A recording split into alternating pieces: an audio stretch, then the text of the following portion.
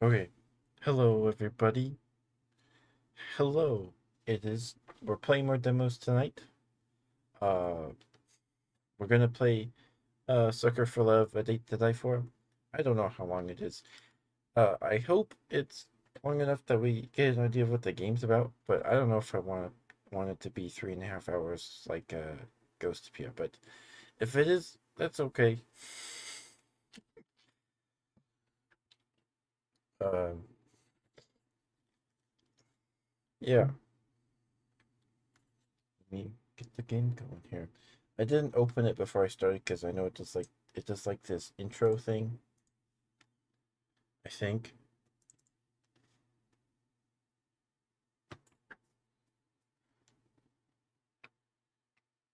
Is it gonna start? Yes. Akabaka. Akabaka. Dread XP. Positively spooky.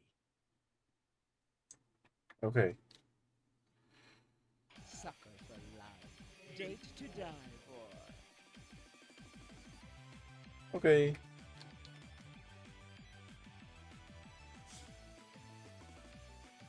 Hopefully, is the game. Hello, brother. Is the game too quiet or is it too loud?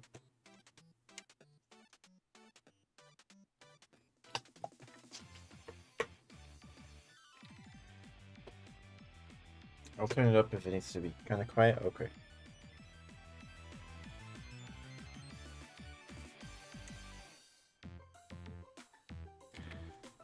Okay.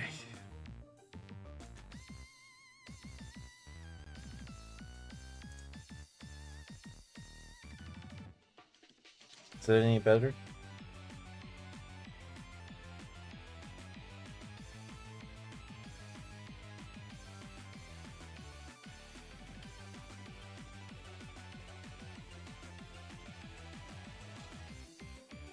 Any better? Just find out? Okay. The 1,000 versus the 1.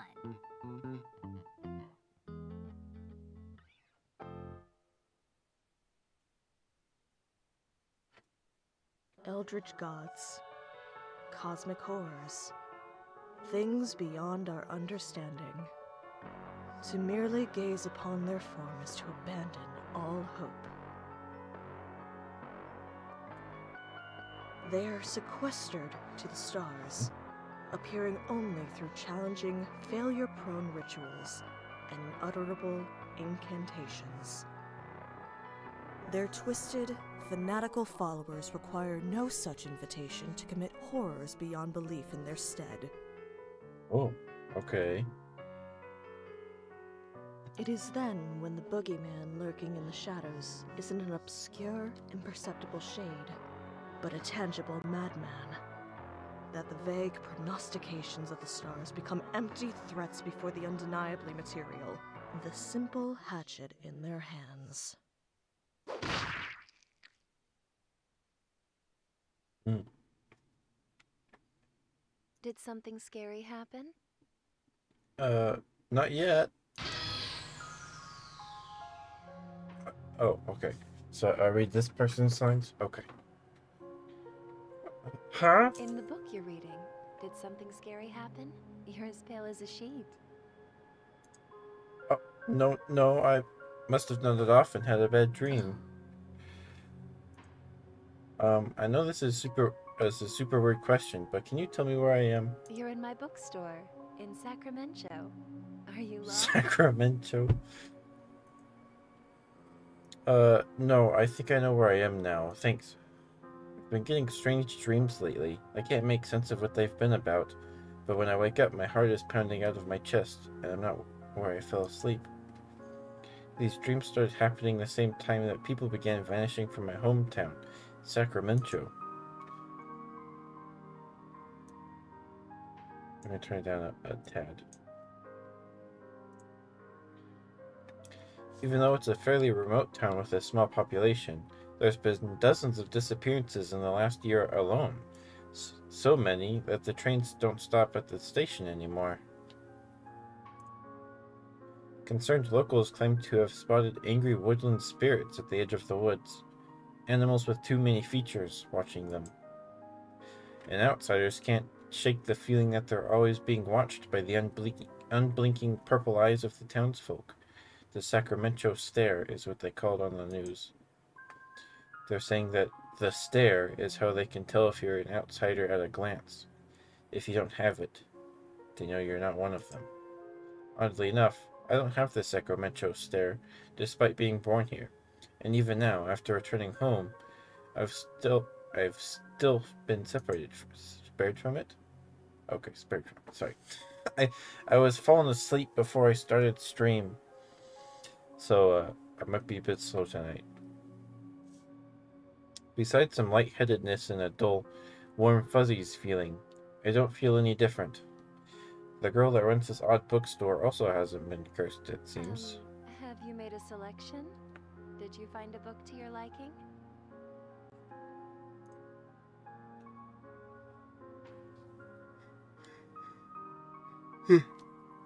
Oh, I'm sorry. I didn't mean to loiter. To be honest, I don't have any money with me, but I'll come back first thing tomorrow and buy something.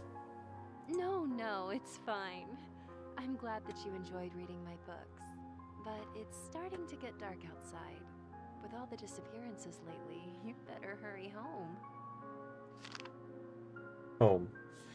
Even though my family fled town when the disappearances began, I'm returning to our ancestral home in Sacramento.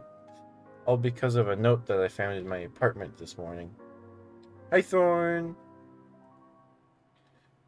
How are you? Good to see you. Thank you for being here. Your mother is a little shook up from everything that happened, and so I'm taking care of her at Gram Econaday's place. If you came to visit, it would cheer her up and help her recovery. We've missed you so much, Stardust. But the strange thing is, my parents were two of the first people to go missing.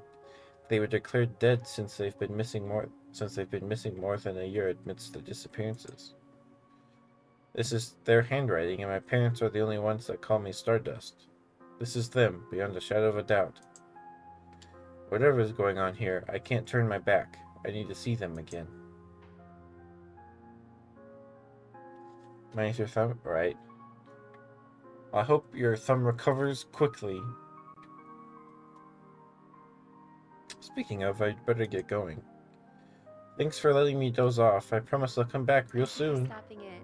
Take care. Hi, Eve Boo. Right, time to hurry back. I push my way through the door, leaving the warm glow of the bookstore behind as the sun sets. Sacramento, overgrown now by oppressive canopies of foliage. From the smell of animal musk to swampy fields, you'd think this was a barn, not a city street. Every surface here is plastered with posters. Many litter the ground, and every single one is of someone that was never found. That's why they call it Missing Person Lane. It's where desperate out-of-towners looking for their loved ones leave posters before going missing themselves. It's the only navigable footpath left, and the most direct route to my house. I can't tell if it's the darkness playing tricks on me or what, but I'm losing my way down streets that I should know forwards and back. Wasn't I supposed to make a turn a while ago? I can't make heads or tails of the houses and landmarks I used as a kid to get around. It's like my whole hometown was replaced by an unfamiliar yet exact replica. Okay, calm down. If I check the note my parents wrote and compare the address number to the nearest house, I should be able to at least figure out if I'm walking the right way. Thank you for the lurk, Thorn.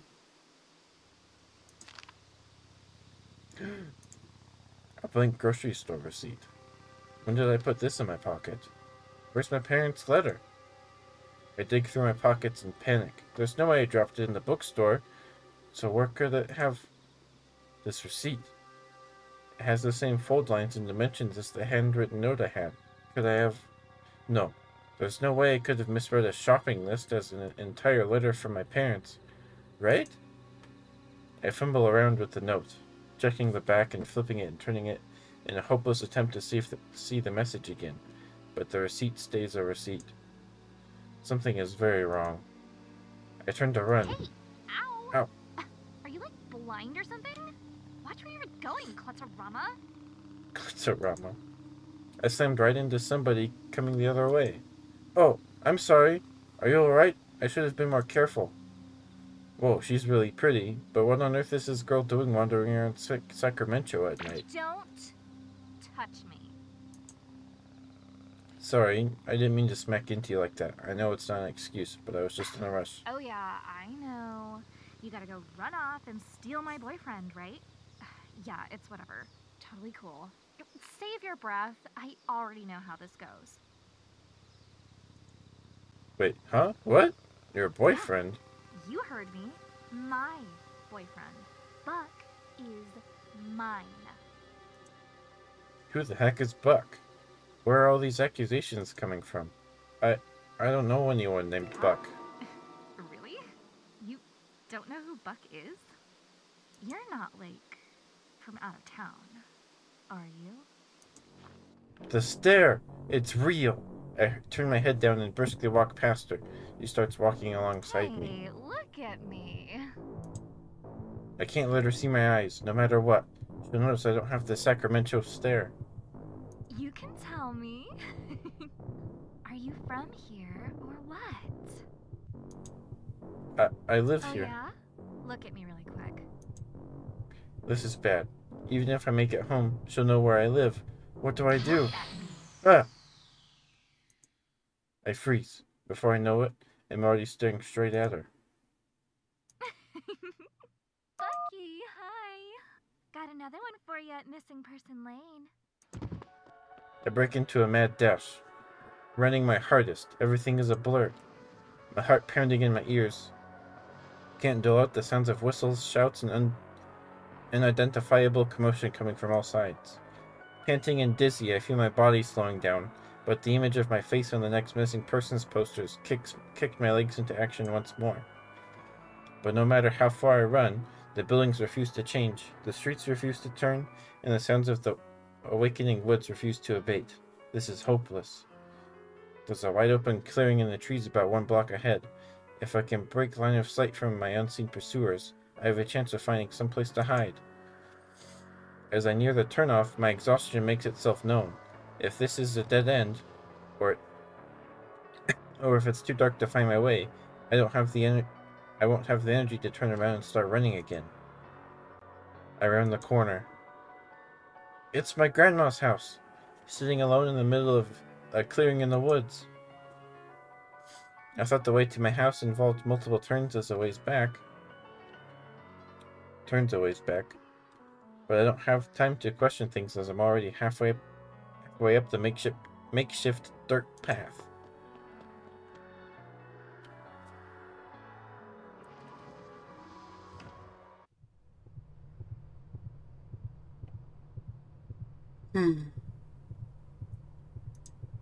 Oh, I didn't read it. Oops.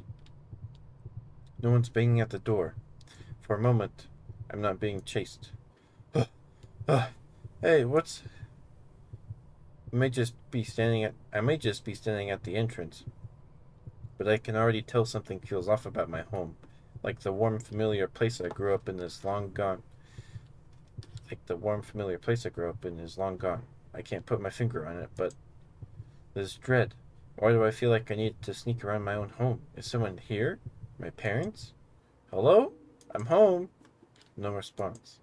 Hello?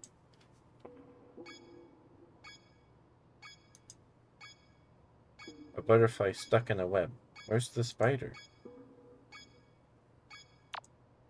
There's a map. So we have to get to the bedroom. What does those hearts mean? So when you get to the stairs.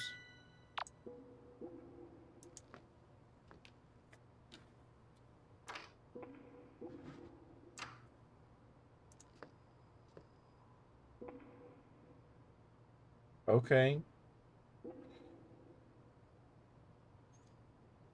There's backpacks.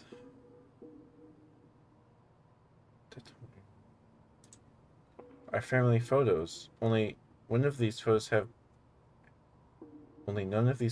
me in it. And the faces of my siblings look unfamiliar. What's with those strange symbols?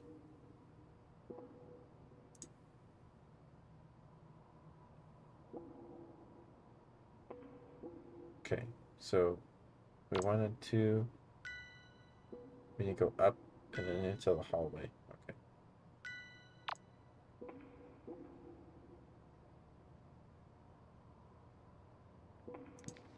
There's blood on this door.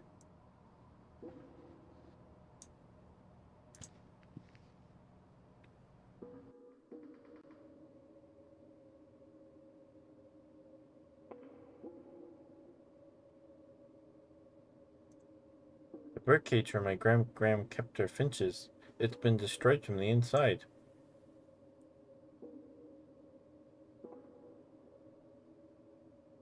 Paper towels. There's a tarp on the ground.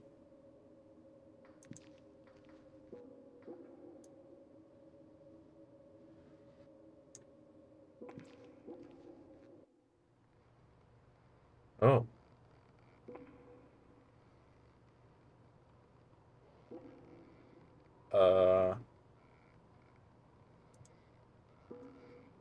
Fresh, dripping meat. I should avoid counting the number of legs.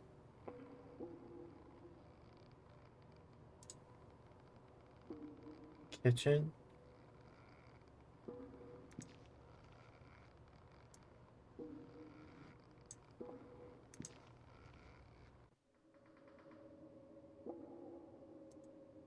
Unusually pungent spices. Pepper, nutmeg, ginger, and cinnamon, to name a couple I see.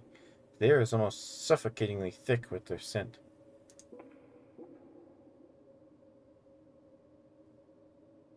The kitchen seems to be... That kind of scared me. What's the terrible smell coming from that fridge? I can't bear to open it.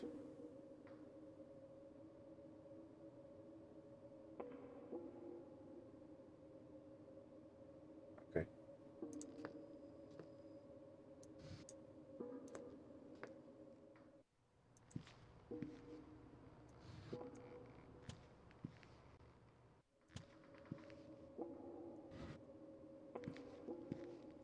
Okay. So now we need to go into the hall, right?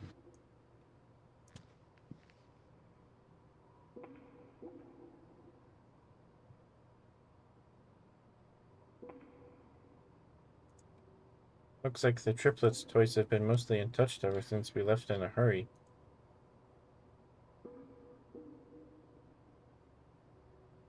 Oh, so this was the bedroom for some triplets?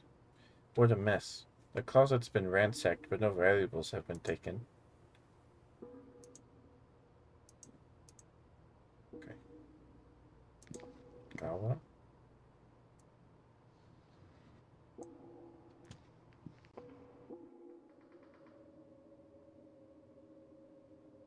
Creepy hallway? Oh. So we want to go forward into this hallway. Go upstairs.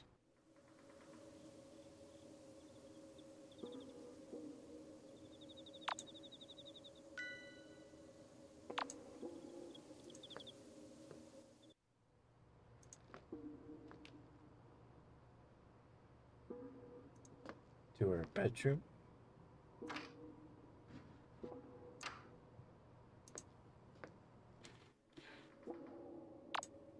Oh, this isn't her bedroom.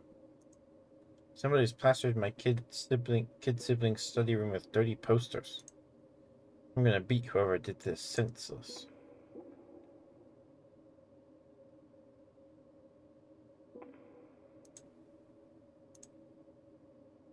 A flower.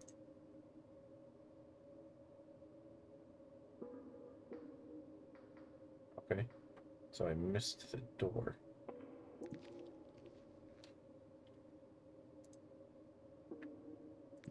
Oh, whoops.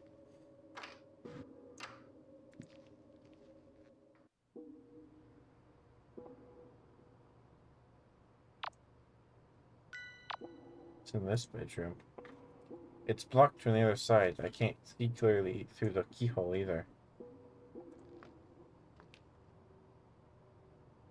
There we go. Oh. What the heck happened to my room? All this occult stuff sitting around. Has someone been living here while I was away? Those candles are lit. Whoever did this was here recently. But who? And why? Maybe there's some kind of clue in this book? There's no title or author or anything, and it smells like overripe fruit and formaldehyde. In other words, it reeks of death. My hands feel pruny and ice cold touching the cover, like it's drinking the life from my fingertips, like the very material of this item is thirsty.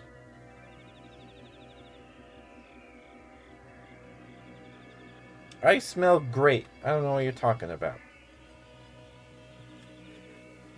Seeding the Black Woods. Instructions on how to corrupt the soil of a forest by using offal of a goat and the beating heart of a human. The beating what? I read and reread the passage. But it's plain as black and white. The beating heart of a human. I reread again and again, my disbelief washing away more and more each time. This isn't a joke. First, the stare that only locals have, then the disappearances, then the supernaturally overgrown woods, and now this book describing sacrificial rituals? The truth dawns on me. Sacramento has been overrun by cultists.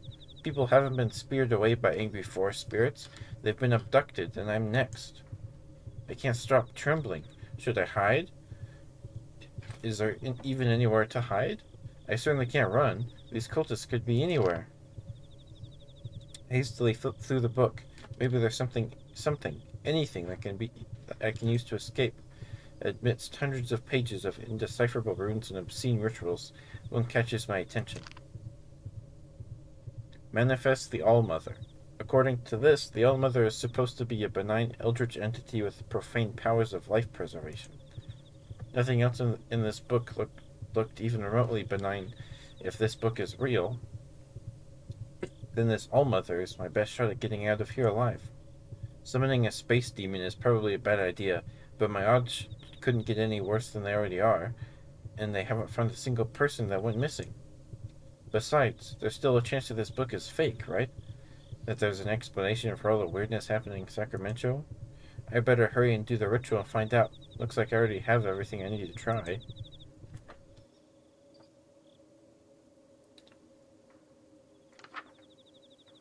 Okay, to summon your phone. Douse any lit candles.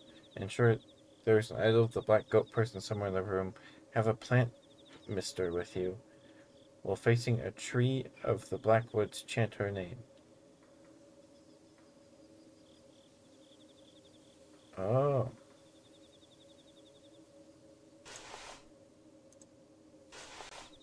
Okay.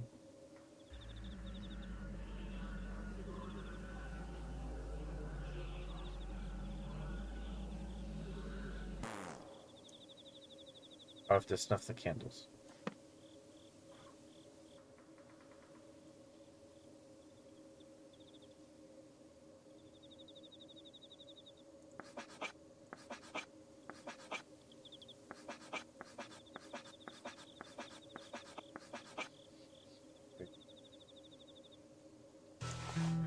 I found the plant mister.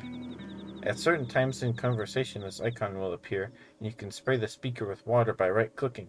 This will interrupt whatever they're doing or saying. This feature is primarily included in consideration of players who dislike being hit on by older women, such eldritch abominations, but has other uses too.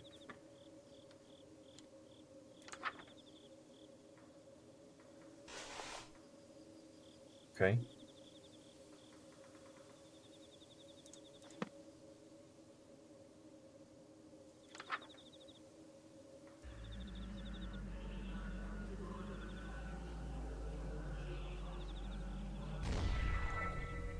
Insolent human!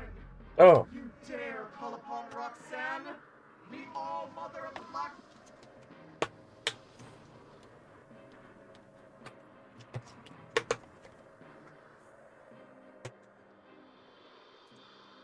It worked?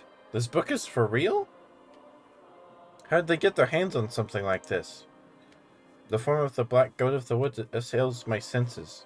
The birthplace of life, they find the resting place of death. The maker and unmaker, in all her undulating horror. A vile saline ooze seeps from the pores of my clenched fists as I'm overcome by the otherworldly nausea beyond I reckoning. have tolerated mortal stench upon my soil long enough. Today is the end of empty threats. All that you are, all you ever have been, shall now become mere fertilizer for my black woods.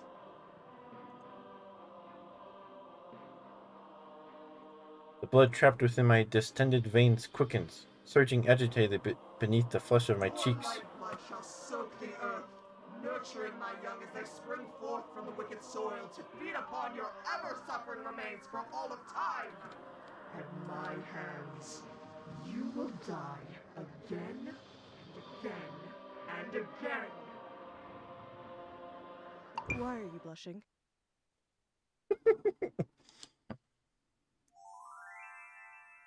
Girl, pretty. Oh my god! I thought I was driving you insane! All that sweating and hyperventilating? You look like you were going to throw up! Oh, that just happens when I talk to girls sometimes. What? Foolish mortal! Your impudence has made me very... Oh, forget it. What is it this time? Torture again? Or did you catch your cult mate with someone else and now you want me to pretend to be your mommy to comfort you? Cult mate? Torture? I think I've been confused for someone else. Again. Out with it. You probably only have a few more moments before your lust breaks your will. So make it quick. Huh? I feel fine. I mean, she's drop dead gorgeous and I feel like my heart is beating out of my chest, but I don't feel like my will is breaking or anything. I am the goddess of fertility, the physical manifestation of perverse desires. And you are standing 2 feet away from me, at the very epicenter of my carnal influence. And you're telling me you don't feel a thing. Yeah. I mean, I think you're really And beautiful. that's all? You think I'm just beautiful? Come closer and take a deep breath in. Do I spray the bottle? Okay, I'm just... A warm floral scent washes over my senses. I feel lightheaded for a moment before it abates. Do you hear that? Breathing. It's the most beautiful sound a living thing can make. She seemed happy there for a moment, before her warmness froze over once more. How do I say this without hurting your feelings? You already did. A goddess of lust getting rejected by her own cultist in her own dream. This is torture. I don't know if this makes it worse or not, but I'm actually not anybody's cultist. What did you say? I mean, sorry, I summoned you because my life is in danger, and I thought maybe you would be able to help me somehow? Suddenly, she lifts my chin and pulls my face close to hers. You're not under my influence. You're not one of them. How did you get this book? What do you mean? I just found it on the Listen floor. to me. You are in grave danger. The Thousand doesn't know you're here yet, but they will be coming for you. You've got nowhere to run. You won't be able to escape. Not while I'm still rooted here. Any road you walk will lead straight back here. You need to do the rituals in that book in order, ending with a spell that will uproot me from this location. Once I've been uprooted, you'll be able to run for it and hope for the best. Don't let anything happen to the book. If you lose it before I'm uprooted, you'll have no way out. Uh-oh. A chill is running up my spine. Run for it. No way out. Grave danger. Just what have I gotten myself into? Am I scaring you? I know it's a lot, but you have no choice if we're ever going to escape from Sacramento. Wait a minute. Did I just hear something right? Hold on. It sounds like you're trying to escape too. Things have gotten messy with my cultists. Messy in a bad way, I mean. My followers have turned against me and are abusing me and my woods' power to kill outsiders indiscriminately. This is a nightmare that I'd just like to end. But neither of us can leave without the uprooting ritual being performed. But I should warn you. These incantations and rituals can be terrifying for a non-cultist to perform. Even successfully completing them can have grave consequences. These rituals will test your mettle in ways that... I'll do it. Really? You're just okay with what I'm saying? I am. If there's any way out of this, just tell me how and I'll do it. Sure? So many people have gone missing in Sacramento. I'm not letting the same happen to either of us. Not today. Let's not waste any time. Start with the spawn partner ritual first. You'll need it. Spawn partner.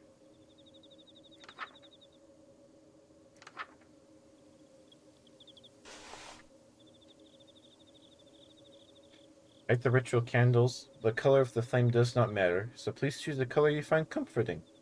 Have your choice. Did I turn the blush off? I did, okay. Light the ritual candles. Have your choice of an aromatic herb on your person. Pick a scent you find pleasant. Imagine your ideal partner. If it exists, it will appear before you. If it does not exist, it will be created. Do not imagine something you can't put back. Chant. Click and drag from the first. Okay. So we need to light the.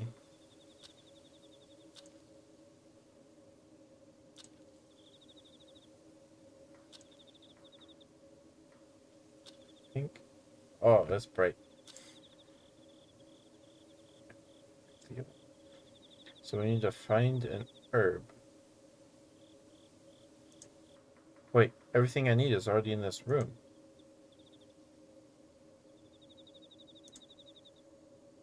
Where's the herb?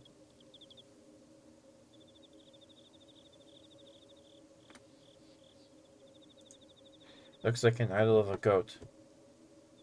Only has too many legs and too many eyes. It weighs a ton too.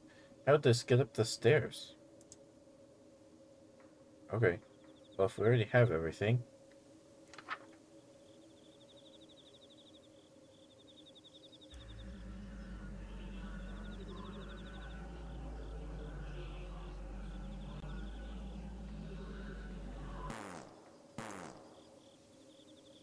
That's what I thought. Oh! Mint, lavender, or rosemary? I want lavender.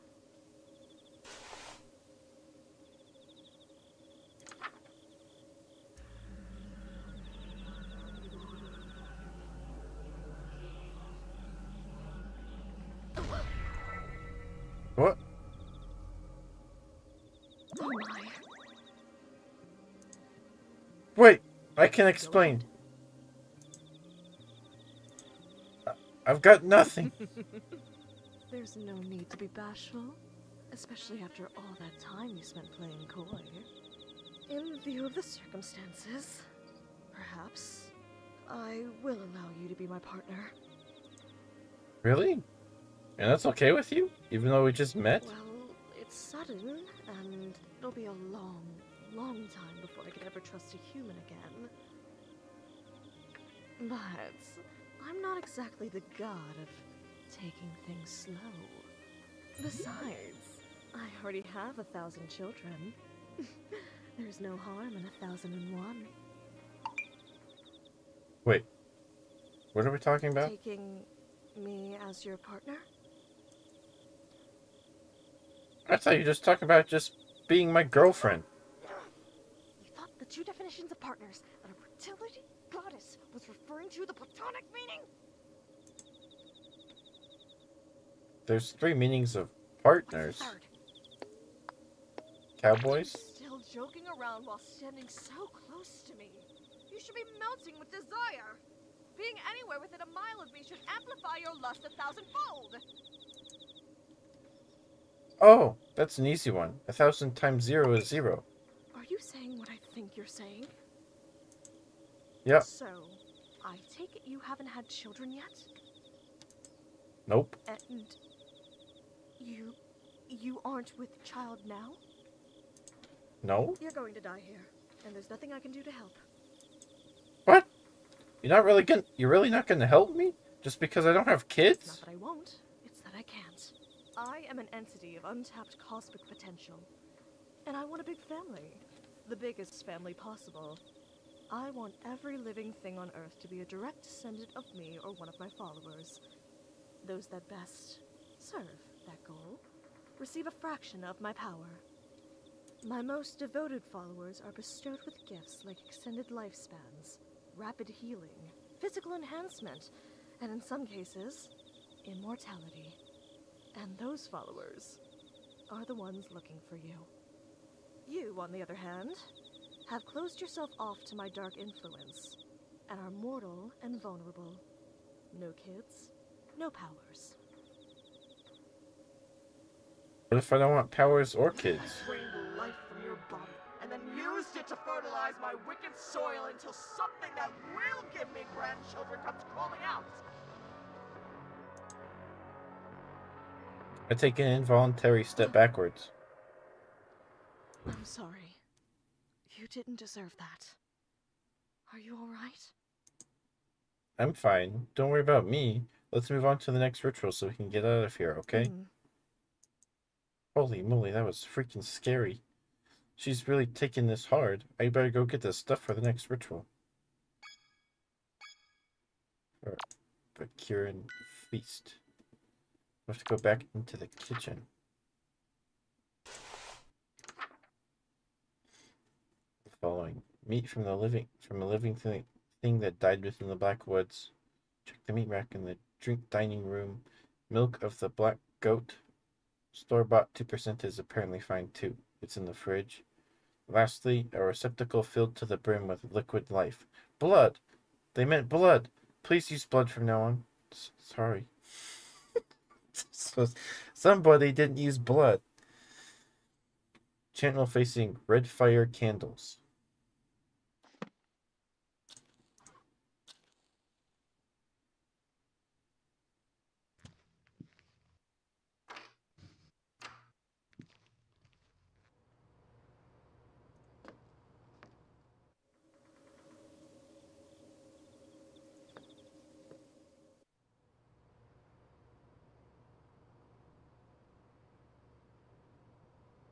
I think I'm gonna go this way.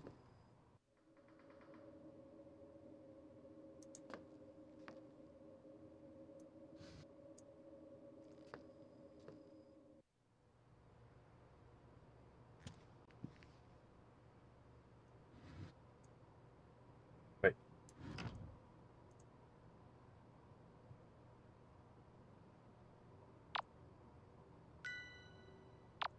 Guess we can still get there from here.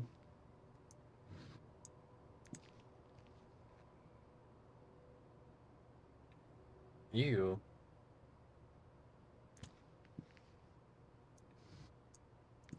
Okay.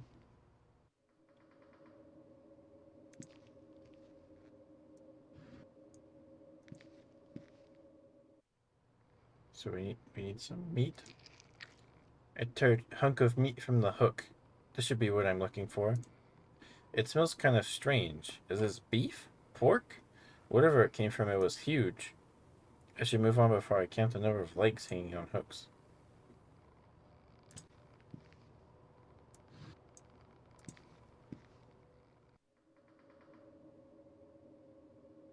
So, looks like cooking oil, except it's in a gallon container. It smells like burnt hair and sulfur.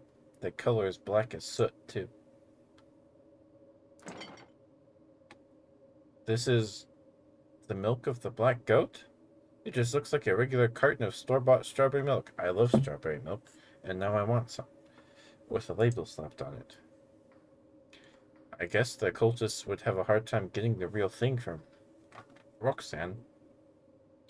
Now that their relationship is soured, no pun intended. This should be good enough. We need the bucket of blood.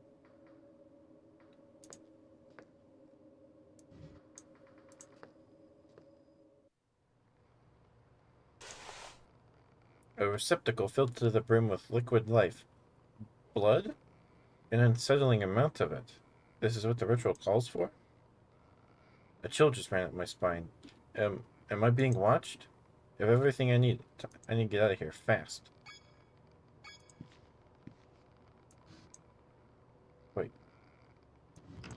That's not where I want to be.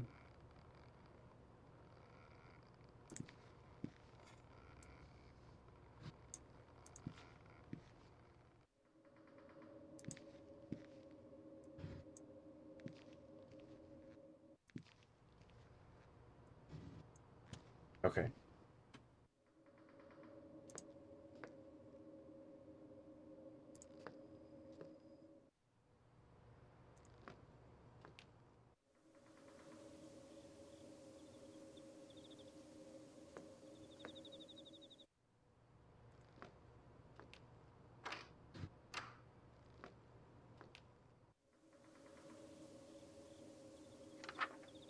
Okay.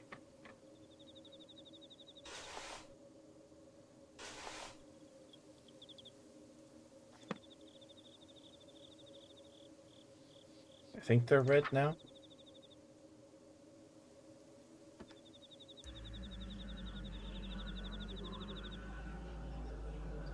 Oh, well done. Looks like you did everything perfectly. Impressive. It's a steak dinner? Nothing to it. If all the rituals are this easy, we might just get out of here. Perhaps so. I don't want to leave things as they are between us. Your life is your own. I'm sorry for losing my composure. Oh, that? I nearly forgot about that already. I'm a little surprised a literal god would bother apologizing to a human at all. I've given it some thought. And while you may be blasphemously abstinent, you're the only person in the world that can help me. You see, if you step within range of my woods, any desire you have that will lead you closer to me is amplified to such an intense degree that it's unbearable. And most of the time, it's lust. Anyone who is led here seeking carnal or animalistic pleasures develops the Sacramento stare and becomes a cultist. If you are brought into my woods for any other reason, you don't become one of my chosen 1,000, and your desire will make you futilely search the woods for what isn't there. You'll forget to eat and sleep, and you'll search and search until you die of exhaustion and become fertilizer for the woods to grow further. You're the only person to reach me without joining the cult or dropping dead. Thanks in no small part to the fact that you don't have lust to amplify. My only question is, if you're not here for lust, why are you here? I pulled a receipt out of my pocket. I came looking for my parents. This used to be a handwritten note of them saying that they were here in this house. But once I got here, it turned into a blank receipt and won't turn back. The woods have indeed toyed with your emotions to bring you here. That paper was likely never a letter from your parents, but the woods made you believe it was. I'm sorry. So they really aren't still alive? They were likely consumed by my woods no more than 3 days after they disappeared. I feel like I've been punched in the gut. The dust has long settled on my parents being gone, but the grief never faded. Eat. It'll give you your strength back. The woods won't let you feel how tired you are. I don't feel tired at all, but come to think of it, I feel like I was going to collapse when I made it into this house. I don't think I've eaten since I got the letter either. I take a few bites and the tears abate. There. It'll be alright, Stardust. Stardust? How'd you know my parents' nickname for Anything me? that dies within my blackboards becomes a part of it. A part of me. Their love for you likely lives on in me. Aww. I guess that settles it. My parents really are gone. That's the only way she could have known that name. That's outright terrifying, but I feel strangely comforted that that part of them is still here somewhere. I hope this isn't an offensive question. How come this book said you were benign? All the missing people and the people that came looking for them, you ate them? It was never supposed to be like this. I came bearing gifts of safe childbirth for infant and mother, hungerlessness, disease immunity, instead, my own worshippers tormented me until it broke my hearts. Now my woods are bloodthirsty, and I'm forced to watch innumerable die. But why? How could somebody do something like that? How can somebody have so much hate in their hearts? Because it's had an eternity to accumulate. What was that? It sounded like something breaking downstairs. Already? No, no, no, no, no, no! I forgot. Roxanne is just as scared as I am. I need to be more careful with showing fear for her sake. It could just be the house. This place is old and rotten in some places, so sometimes the house shifts on its own. I'll check it out. It sounded like it came from the kitchen. Oh, scared me. Another episode of Sucker for Love at Date to Die For is coming up. Oh, okay, that wasn't too long. What was that, 46 minutes? Okay.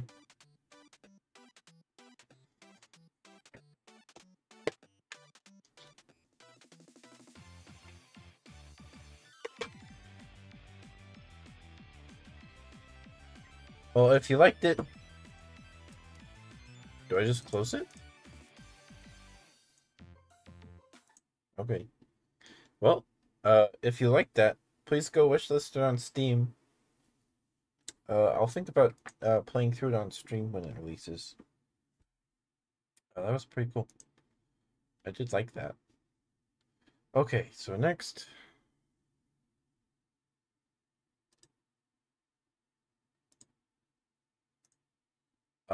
Should we do? I guess next.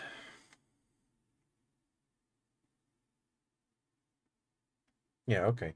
We'll play Glitch Hikers next. Where is it? Or should I go in order from when I installed them?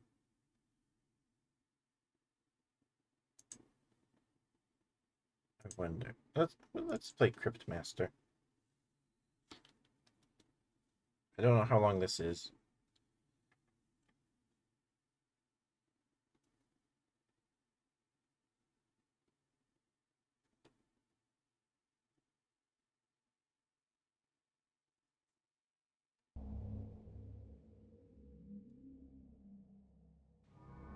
Many ages ago, a great evil rose to threaten the fledgling kingdoms of men,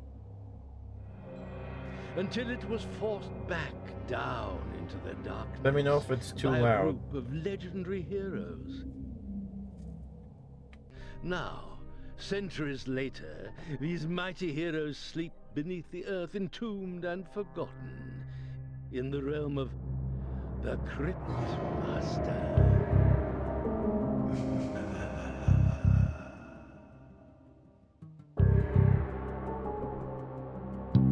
Oops.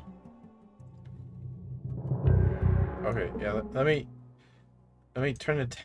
Let me turn it down there.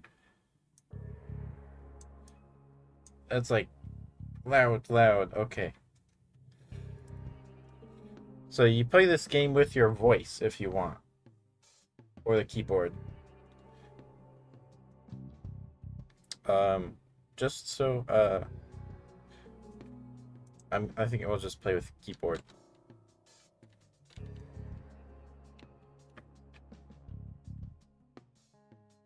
Up, down, left.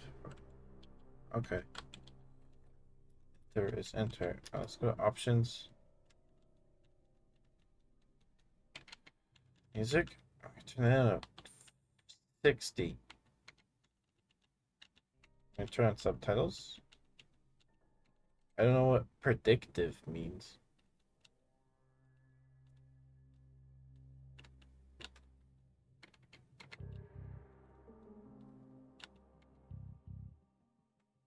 Twitch oath? I don't know what that means.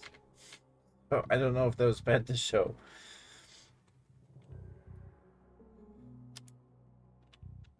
Alright, I guess we'll do real time. Hello, can you hear me? Yes.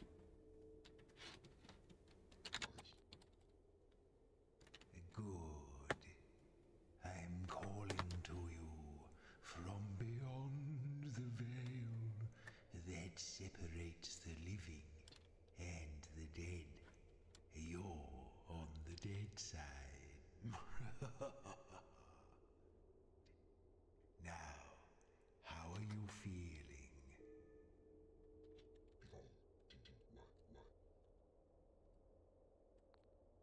I don't really understand what you're saying. Oh, is that why you want to turn on predictive? In a little more detail. Actually, I withdraw the question. I don't care. Now, move toward the light.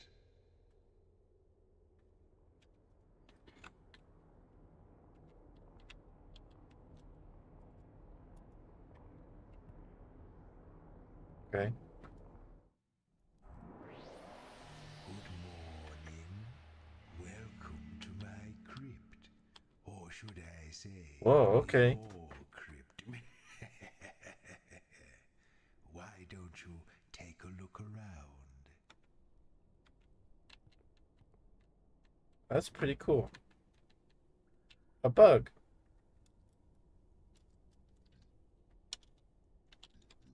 Bug? Are you just saying the names of animals?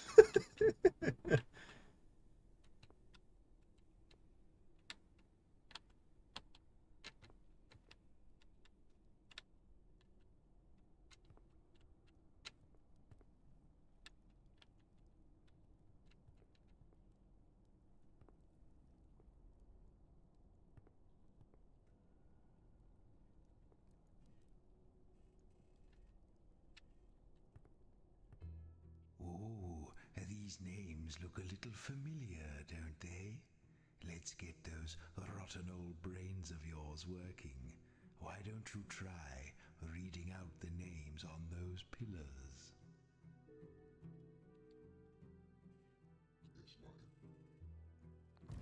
Deadly sin, thief and assassin.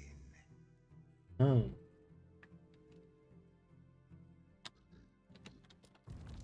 Maz the Melodious, renowned bard.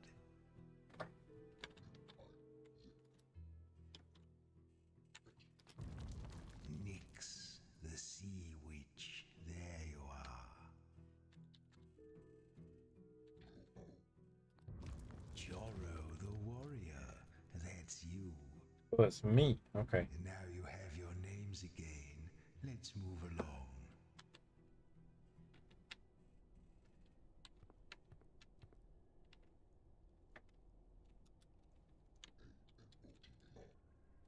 What? Another? Bug? Are you just saying the names of animals? So I wonder if predictive meant you would play with predictive text. I wonder if maybe I should turn that on. I don't know.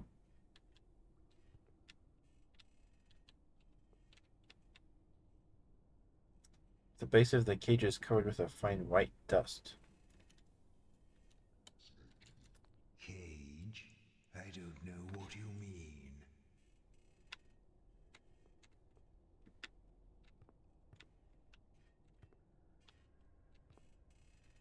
Lots of cages.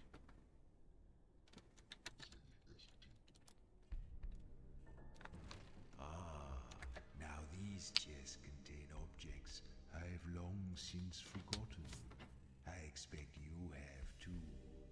But maybe, if we can remember what they were called, it will help to restore your memories of life.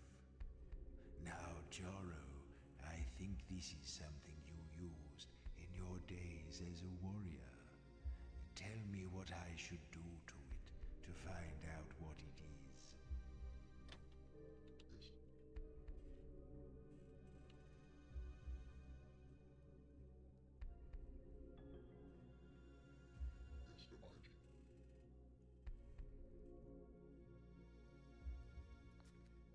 It's quite weighty, even though it's hollow.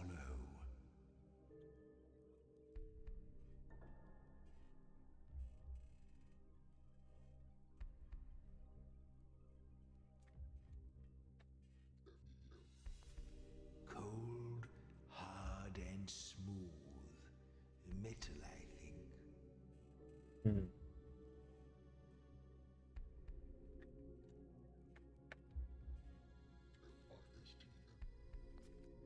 If I tap it makes a sort of ding. What will we do with it? Yes, that's right. This is something you wear. This game is cool. It keeps your head safe. I know this one. Is it a sandal? A helmet. Yes, Joro. This is your old helmet. Now let's move along through that door.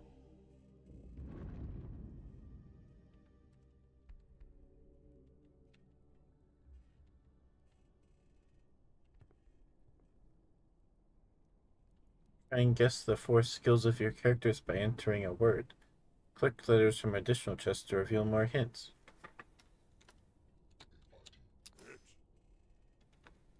You did like to hit the things, didn't you, Joro?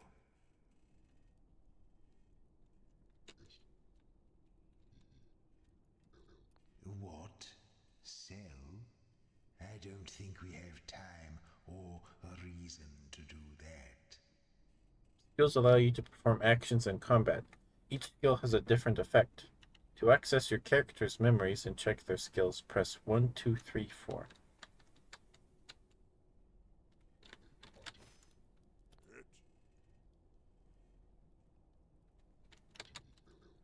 Tell. Do you want to do that, or do you want me to do that? Either way, it's not happening. Did I try Phil?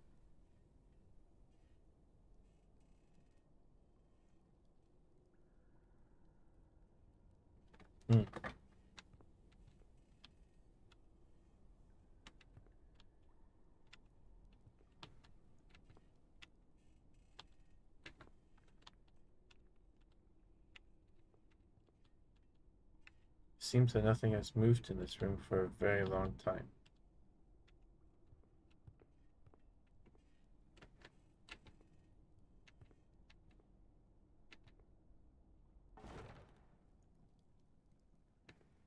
Oh, look.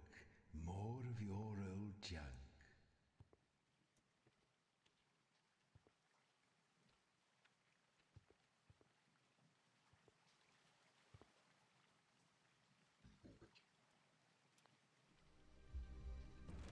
Ooh, this little fellow looks strangely familiar.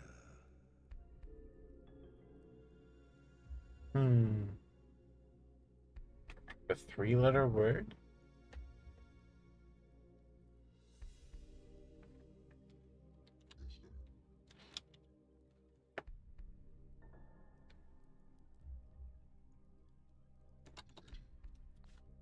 No, it bit me. Oh. Yes, I think it likes me. What will we do with it?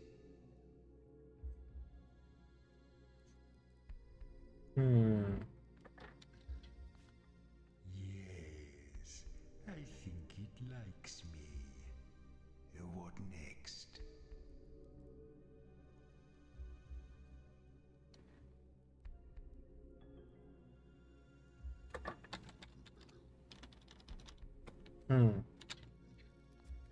What are you talking about?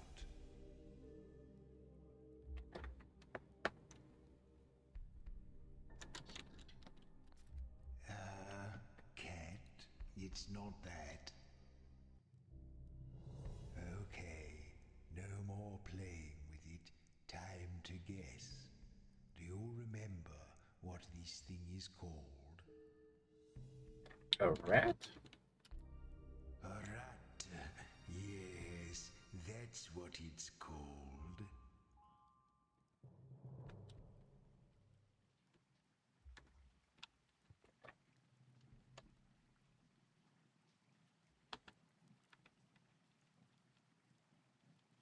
They have lots of skills.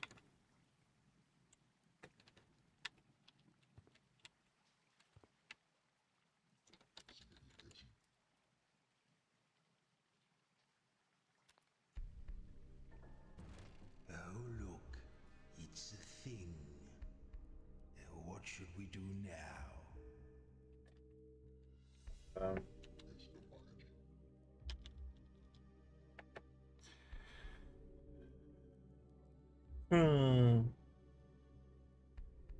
Does it have to be? So the word is 4 letters, but we can ask it to do things that aren't. Let's try. Fairly weighty for such a small thing.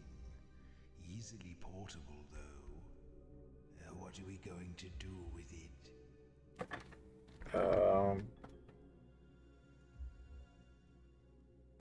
Drop. You can't leave it yet. What shall I do with it? Smell. Ooh, it has that lovely old paper smell. Do you know what I mean? What shall I do with it?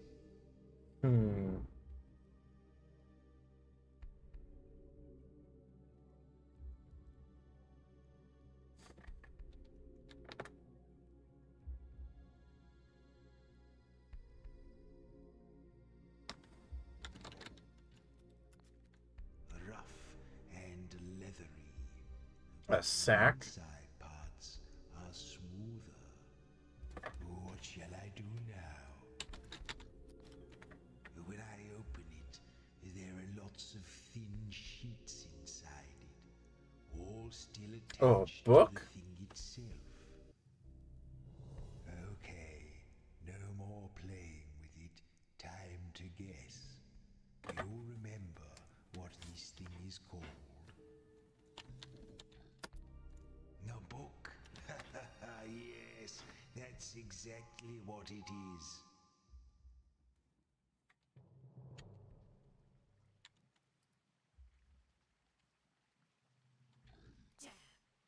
Jab. It's coming back to you, Sin, isn't it? All those knives in the dark.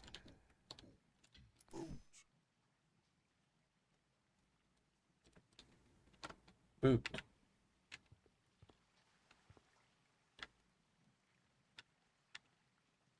It's the door. Oh. Oh, there are books right next to it, too.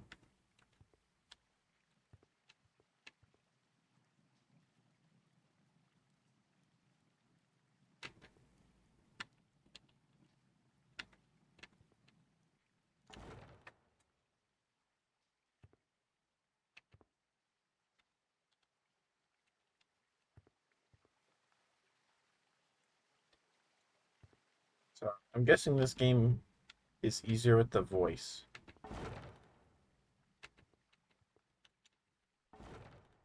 Oh, look, a toad man. Let's see if you remember how to fight.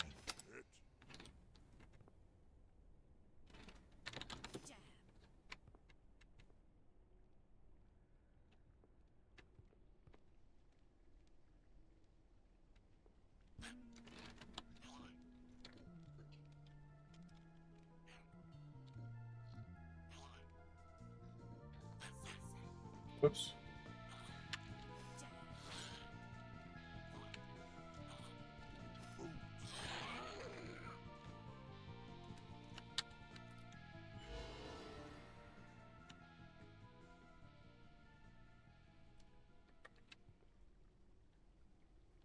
Okay.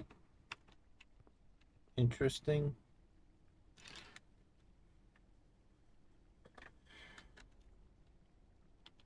Hit. Damage. I see. The Shaman Dro's tribe used to tell him that if you have huge feet, never kick anything, you are scorning the gods.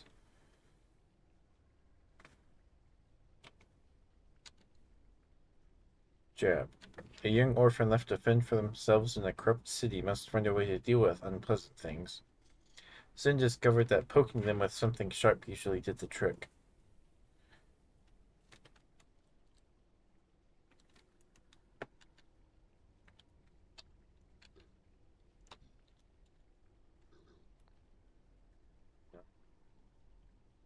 What is it?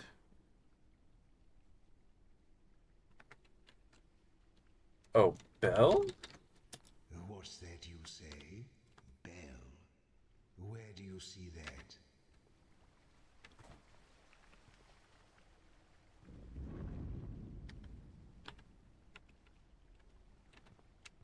Okay.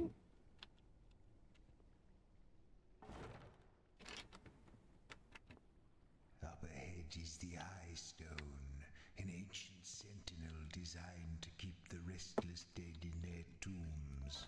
To pass beneath his perilous gaze, you must convince him you are among the living.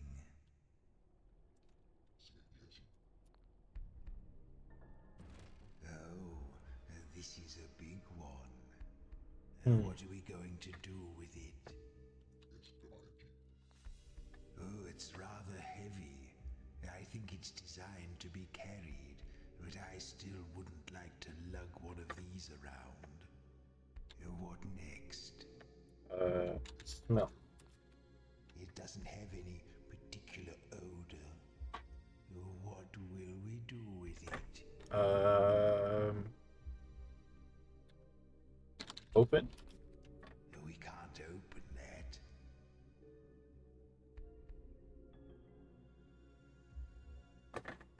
Knock? What do you mean? What shall I do with it? Hit. I feel this would be very useful in a fight. Very hard to fight someone carrying one of these. Okay, no more playing with it. Time to guess. Do you remember what this thing is called? Is it a shield? Oh well, I don't. Oh! Did I misspell it?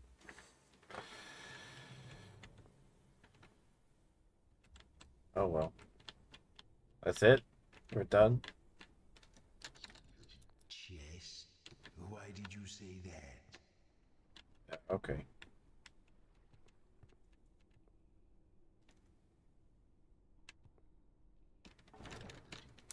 Where is it hiding, this rat?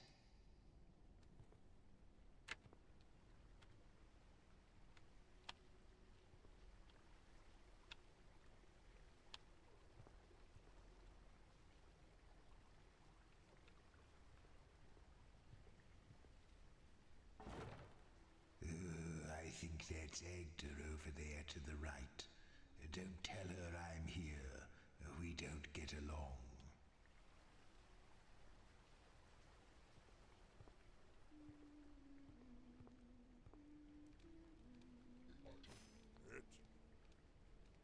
Wanna fight?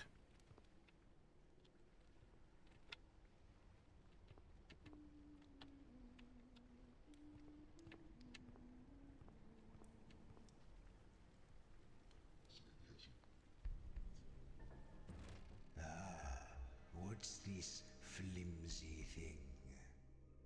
Hmm. What now?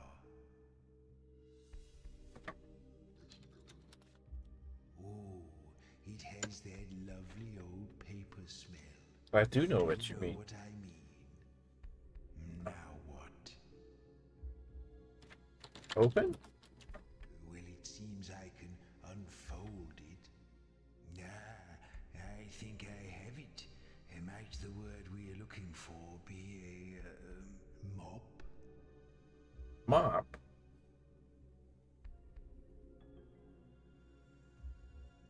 Mop? Is it a mop? Um...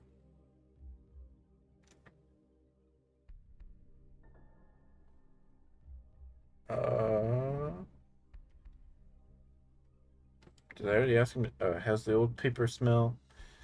And you can unfold it, and it might be a mop? Swing? Oh, it's very light and flimsy indeed.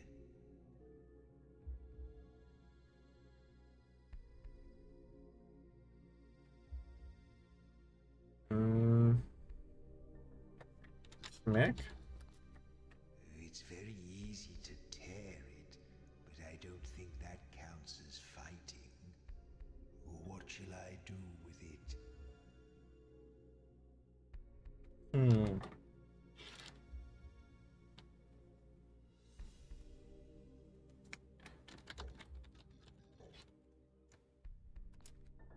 sure I've looked at one of these before, but not for some time. They were useful when traveling, I think. Bad. Okay, no more playing with it. Time to guess. Do you remember what this thing is called? Oh well. All right. I doubt it was important. It had a paper smell. Welcome, travelers. Approach, approach.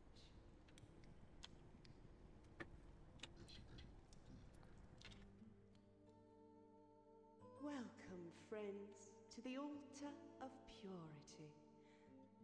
Leave your troubles behind and step for a moment into the bliss of my ardent but entirely platonic embrace. Soothe yourselves in the... Oh, wait. This isn't right. You're not even alive, are you? I don't mean to be rude, but this altar is dedicated to Shalia, the goddess alive, which means it's for the living only. So don't come any closer, please. Thank you. She's right that a healing altar like this won't ordinarily work for you. But perhaps if you were to desecrate it somehow, what will you do? Wait. What should you do to destroy the Actus altar?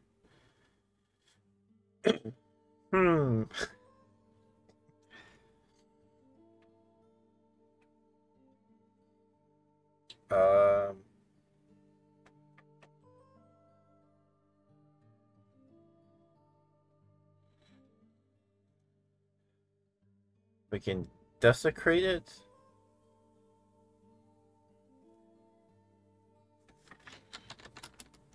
Yes, and give it a good cloaking. In the name of all that is pure and peaceful, I'll rip your bony heads off! Yes, feel your power grow. You should desecrate these altars wherever you find them to restore your strength.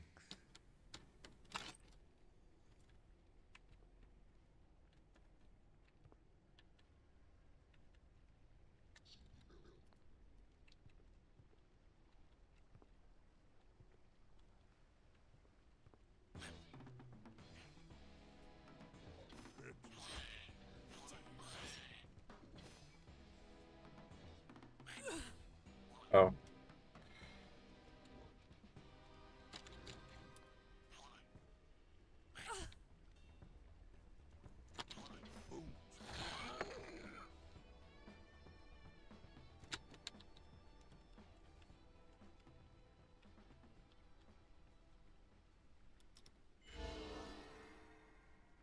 R.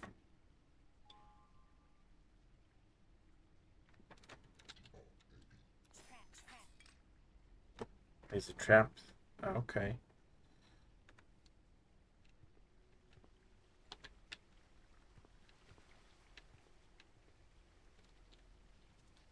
Cool.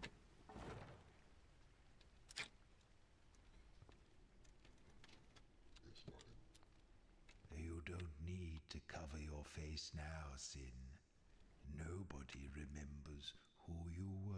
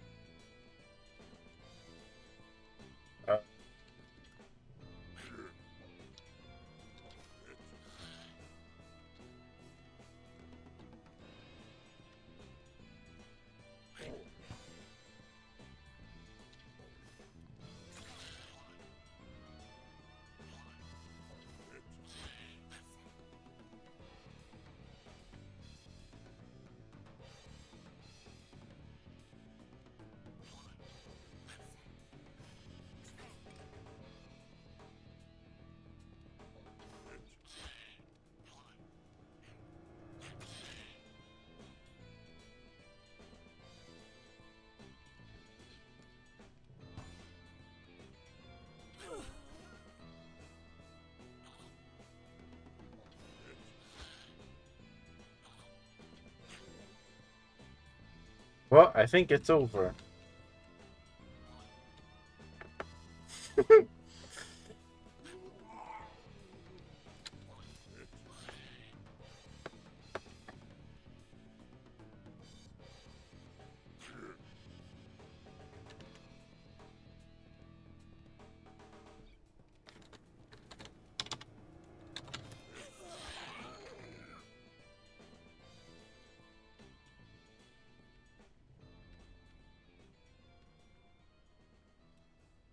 I already took the arms. Oops. That was a waste of time.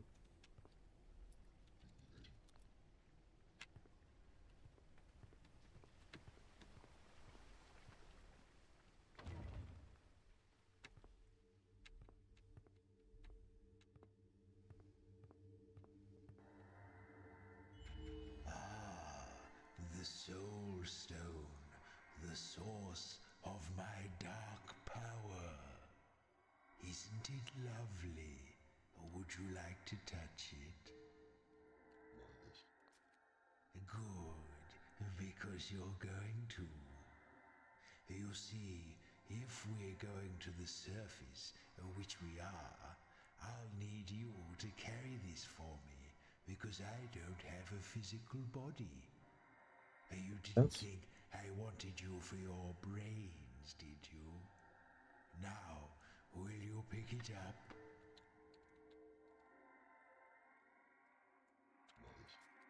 Splendid! Now we are bound together for all eternity. Or until you die again, whichever comes first.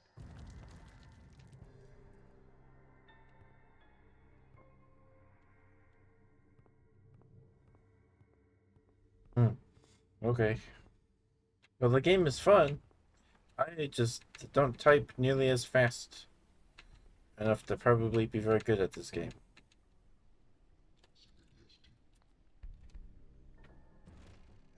Something impressive here.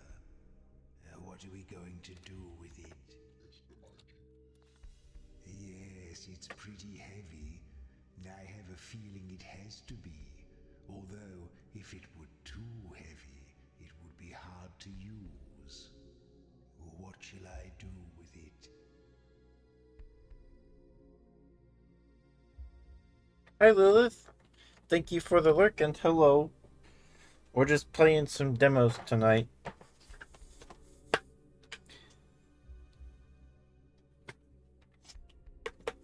And thank you for stopping by. I appreciate it. Smell? It doesn't smell unusual. What next?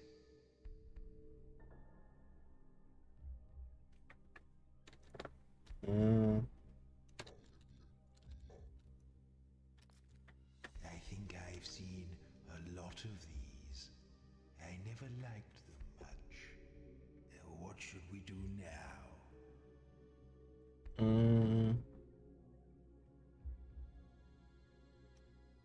So we have to guess what's in the box.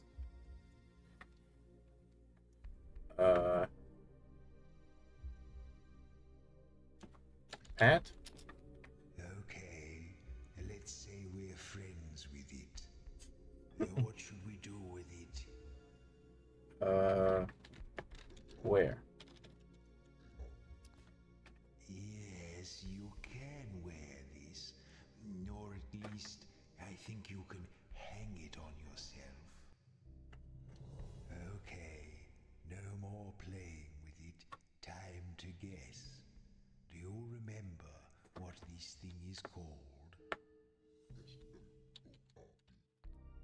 Yes, a sword. Ha ha, lovely. You mean the weapon? Sword?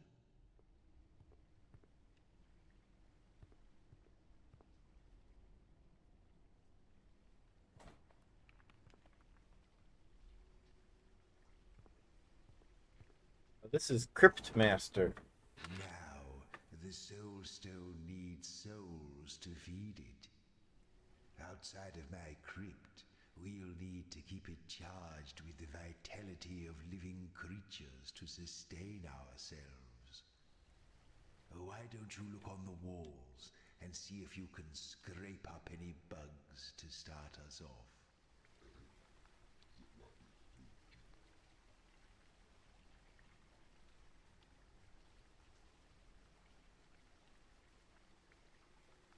Oops, one additional letter.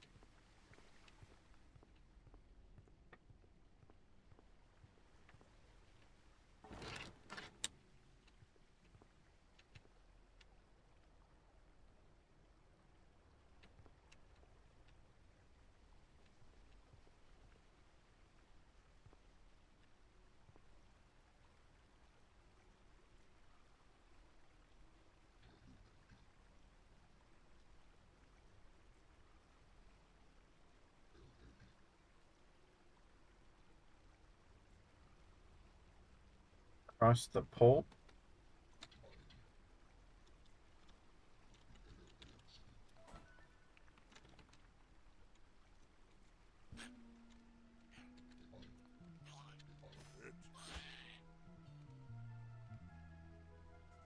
Oh dear, you've died again.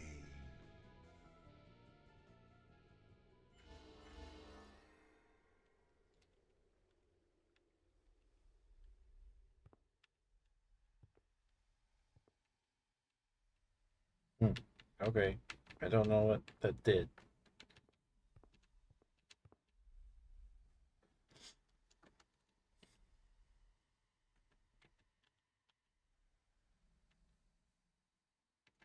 It's a bug. Loads one additional letter. I don't know what that means. Use 5 damage. Loads one extra monster card.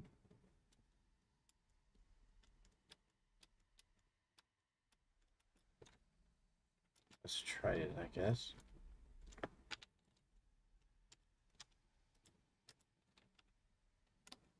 Oh, you have to pick all 5. That I don't know what that does.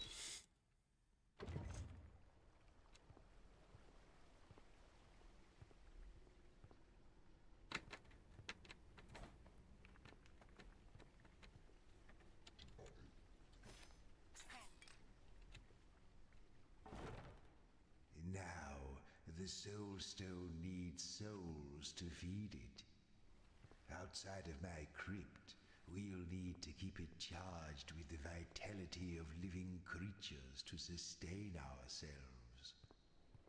Why don't you look on the walls and see if you can scrape up any bugs to start us off?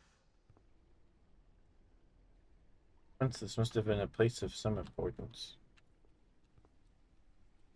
Okay.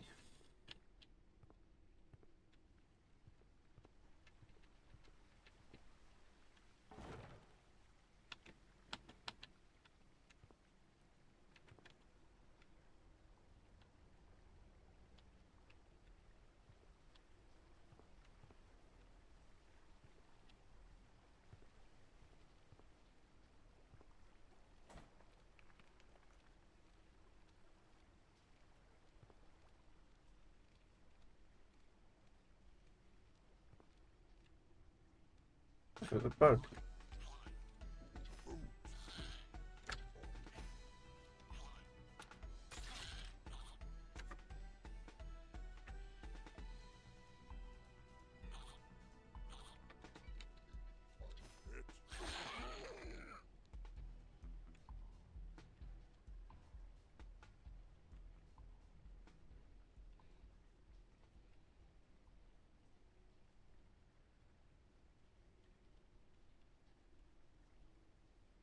Take the B.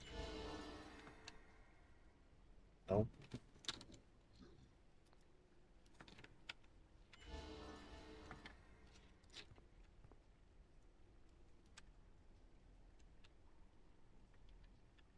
It's a bug.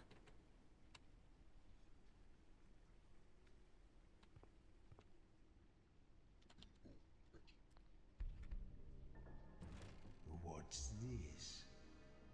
What shall I do with it? Oh, it's very light indeed. I think I could carry a whole bag of these. Coins? What will we do with it? I probably could eat it, but I don't want to. What shall I do now? It doesn't have any particular odor. What should we do with it? I'm sure I used to like these. I think most people did. What will we do with it? Do what? Flip? No, that won't help. Okay, no more playing with it. Time to guess. Do you remember what this thing is called? Coin? A coin. Yes, now I remember these little lovelies.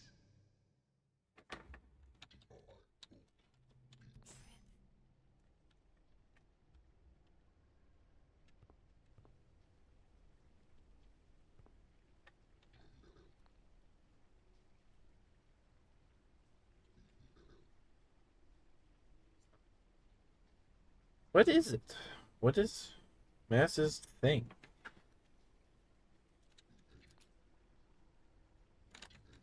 Tag? What are you talking about?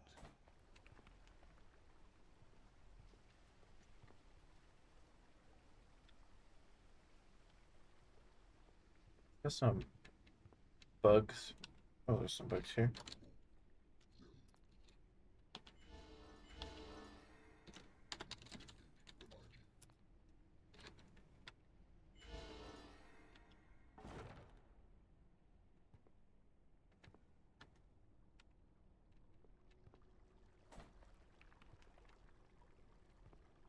Up ahead is the Eye Stone, an ancient sentinel designed to keep the restless dead in their tombs. To pass beneath his perilous gaze, you must convince him you are among the living. Hmm.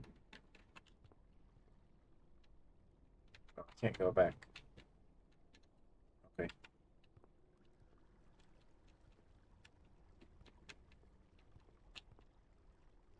The walls feel damp and clammy.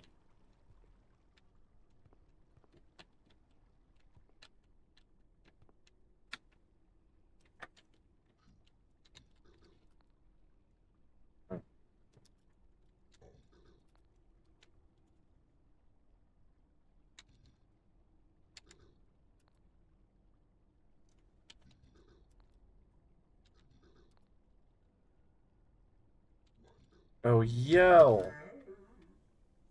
Resets the enemy's attack I rather timer. thought you would sound better than that, Maz. I suppose you haven't used your vocal cords in a while.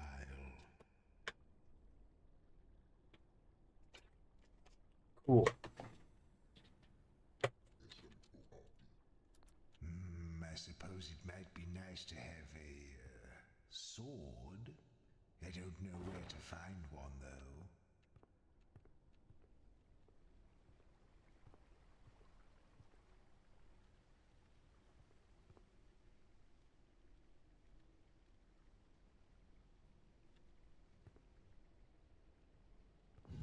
Hold, travelers.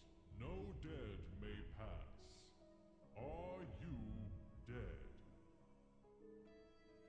Nope. You could be lying to me.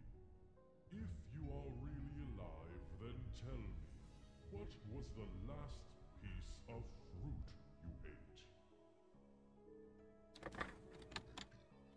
What was the last fruit I ate?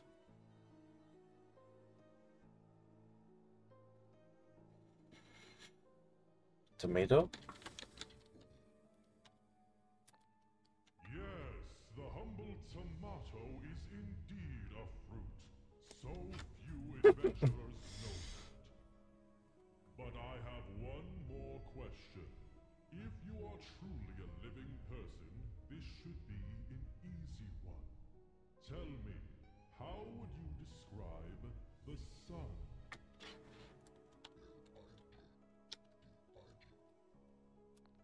Incorrect. That does not sound like the sun at all. You may not pass. Oh, man. His questions are fiendishly difficult. Try to remember. The sun's not blinding? I mean, if you stare at it, it's pretty blinding. Old travelers, no dead may pass. Are you dead? No. You could be lying to me. If you are really alive, then tell me, what was the last piece of fruit you ate?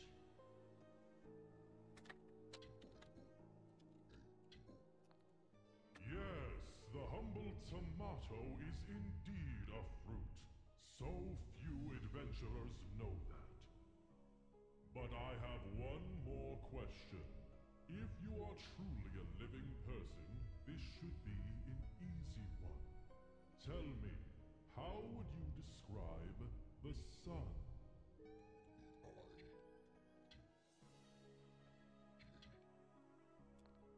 Yes, in fact, it's very bright indeed. That's why I said it was blinding. Look directly at it without protective eyewear. You are indeed one of the living. You may pass. That was the end of the demo? Okay. Okay. Well, that was Cryptmaster. That was definitely an experience. Yeah, I enjoyed that. If you thought it looked interesting, please go check it out on Steam. Wishlist it if you want to. I think it looked like there's going to be some sort of Twitch integration and maybe predictive text, which would be pretty cool. Yeah, so next I think next is the Roadwarden. Yeah, next is the Roadwarden. I don't know how long the Roadwarden's gonna be.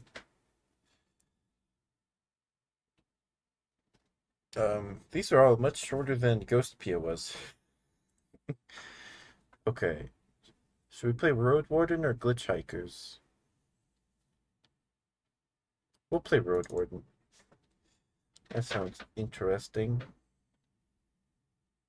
To me, anyway.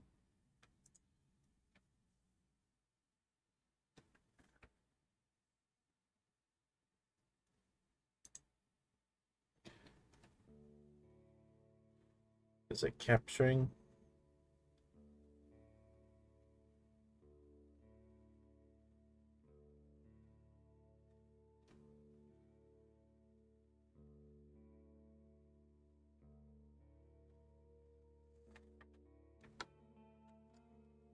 It is not. Why isn't it capturing?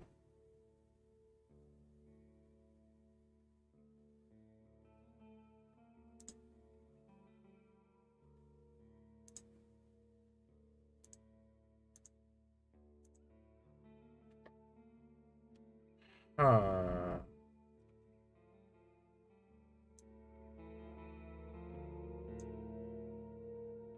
Why aren't you capturing?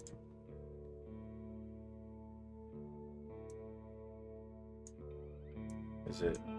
Oh, there it goes. It just took a second. Okay. That was weird. Alright, so I think this is a text game. I'm not sure though, but the art is very pretty. Enter. New game? Let me know if the sound's too quiet.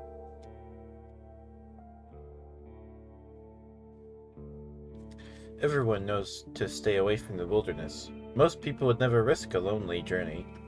Roadwardens not only accept this struggle, they embrace it. They deliver messages, assist merchants, burn human corpses, and if possible, get rid of the beasts and highwaymen. They live on the road, die young or retire early. It's a dangerous job, but a respectable one, and it pays well. I leave the safety of the city walls.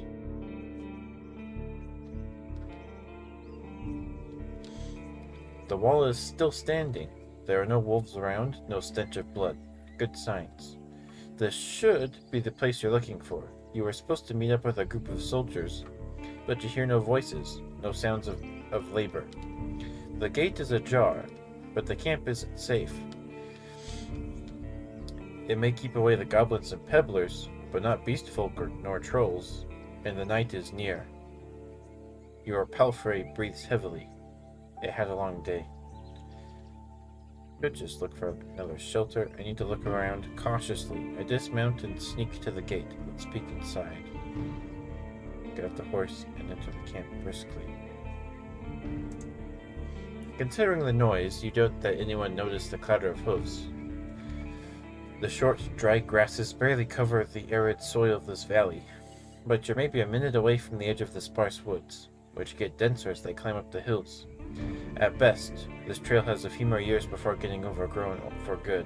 Hard to believe it's the only route north.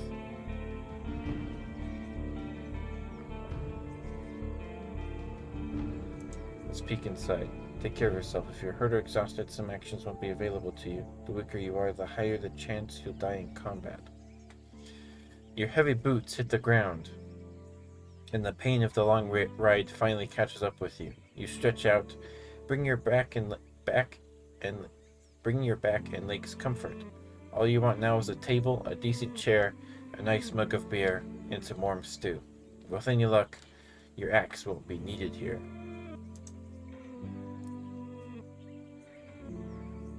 If it's a military camp, it doesn't look the part. Plenty of wasted space. The fire pit is cold. 2 people are sitting at the table, tired and disheartened.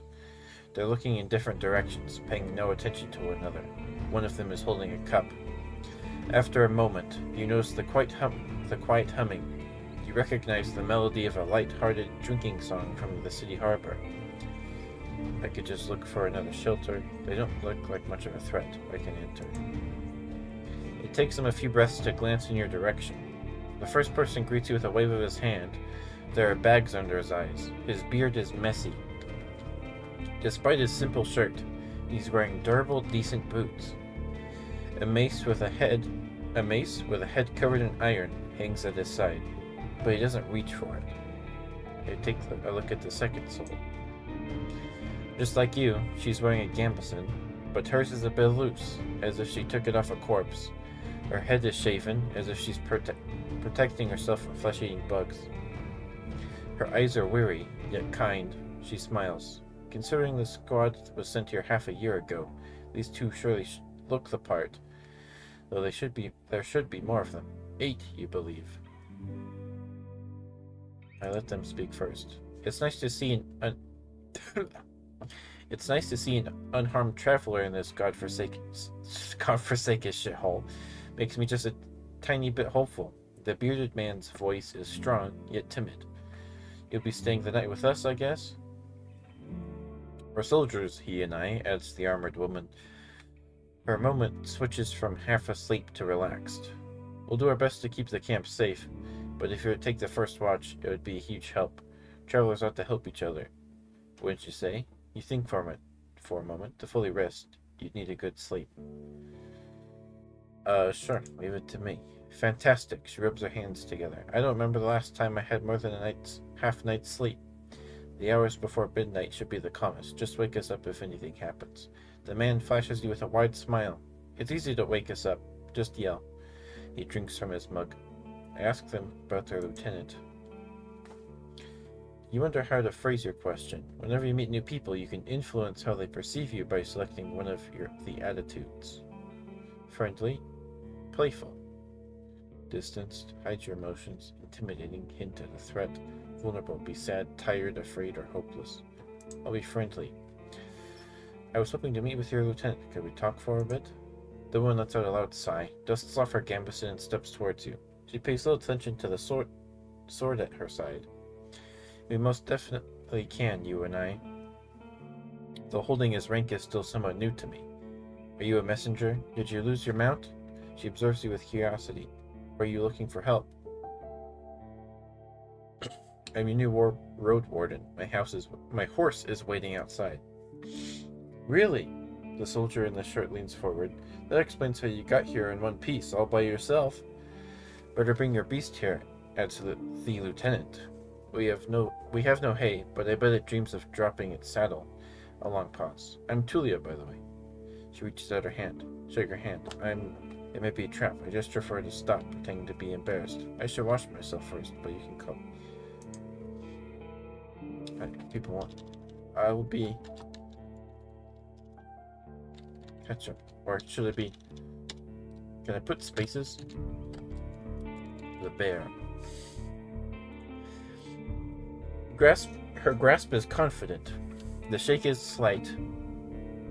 Just keep your horse away from the tent. She steps away. We don't need to smell its dung. Ah, there is this one issue. The soldier in the shirt also rises to his feet. We've no tent to spare. You'll have to use a blanket or something. No problem. I enjoy viewing the stars. You walk through the gate. Your mount looks around and snorts anxiously. Not many humans could ride a horse. It's not only taller than you, but also bulky. It's heavy as it is strong. You get in the saddle within a single breath. But most people wouldn't know where to even begin. From every side, it's a wall of flesh. Horses were brought to the Dragonwoods from the conquests in the south. They can trot for a long time, but won't outrun some of the local monsters. Your palfrey needs you to survive. But without it, you too would be lost.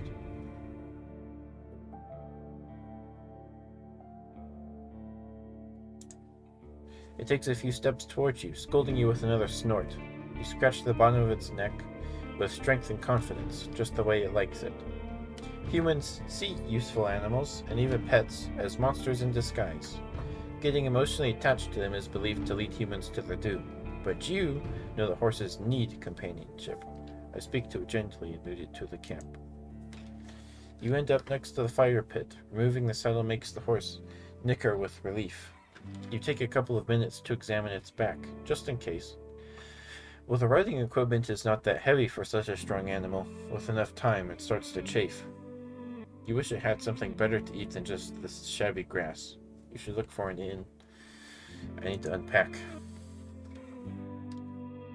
You haven't brought that many things, and you lost one of the sacks while fleeing the Crimson Corpse Eaters. Worst of all, you have no rope left, but maybe the soldiers could share one. Couldn't cost more than a dragon bone. Aside from the travel set, you own a few valuable possessions, essential for your trade. Fighter. I spent my savings on decent combat equipment. I have a fine gambeson, an axe made of steel, and a reliable crossbow with quarrels. Mage, I have talismans that help me use my powers, as well as an iron axe and a ward gambeson. I carry writing instruments and alchemical ingredients, as well as an iron axe, a worn gambeson, and a healing potion. I want to learn more about the three classes. As a fighter, you'll have an easier time in physical challenges, thanks to your superior equipment. Wow, that's pretty long. Okay.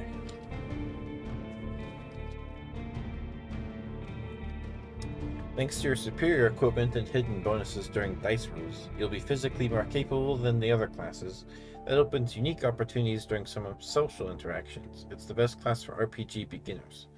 The fighter's weakness is that their reliance on physical strength. Your special abilities won't be available if your vitality points drop to 0.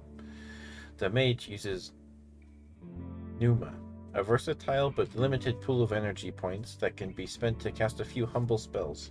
Magic won't protect you better than a sharp axe, but as a mage, you'll be able to heal faster while resting, detect magic in a mysterious area, distract a beast with a simple trick, and find a common tongue with other magic users.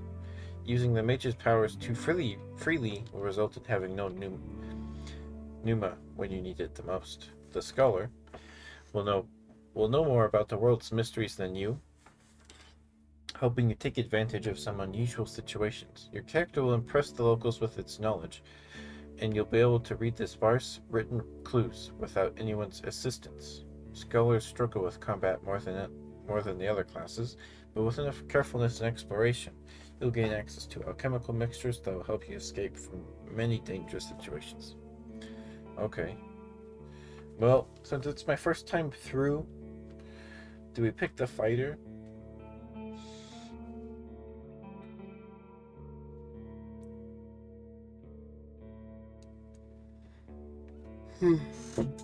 I wonder. Be a fighter. I pick the mage. I'd like to play as a scholar.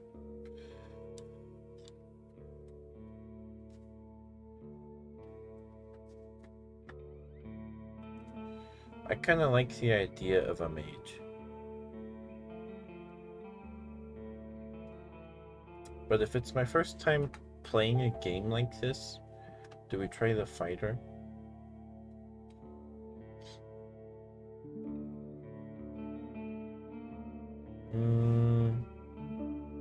The mage sounds like more fun. You unpack and inspect your belongings. Open your inventory. Excuse me. Unless you're occupied with another task, you can eat food, drink potions, and use your items from this menu. Be sure to click on each new item you receive, as some of them can have unusual applications.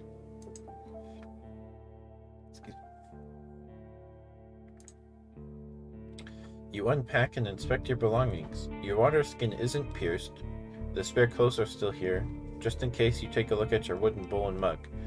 Your cape, tinderbox, bandages, food rations, knife, nothing special or too cumbersome. From time to time, your routine helps you avoid mistakes, but this doesn't make it any more exciting. I return to the soldiers. They're at the table again, observing your beasts and chatting between themselves. Your stomach growls at the sight of them eating out of wooden bowls. One more bowl was put at a previously unused end of the table. You can sit down on a tree log. But I don't want to eat with them. I sit down and ask Tulia what she can tell you about this area. I join them and take a look at the meal.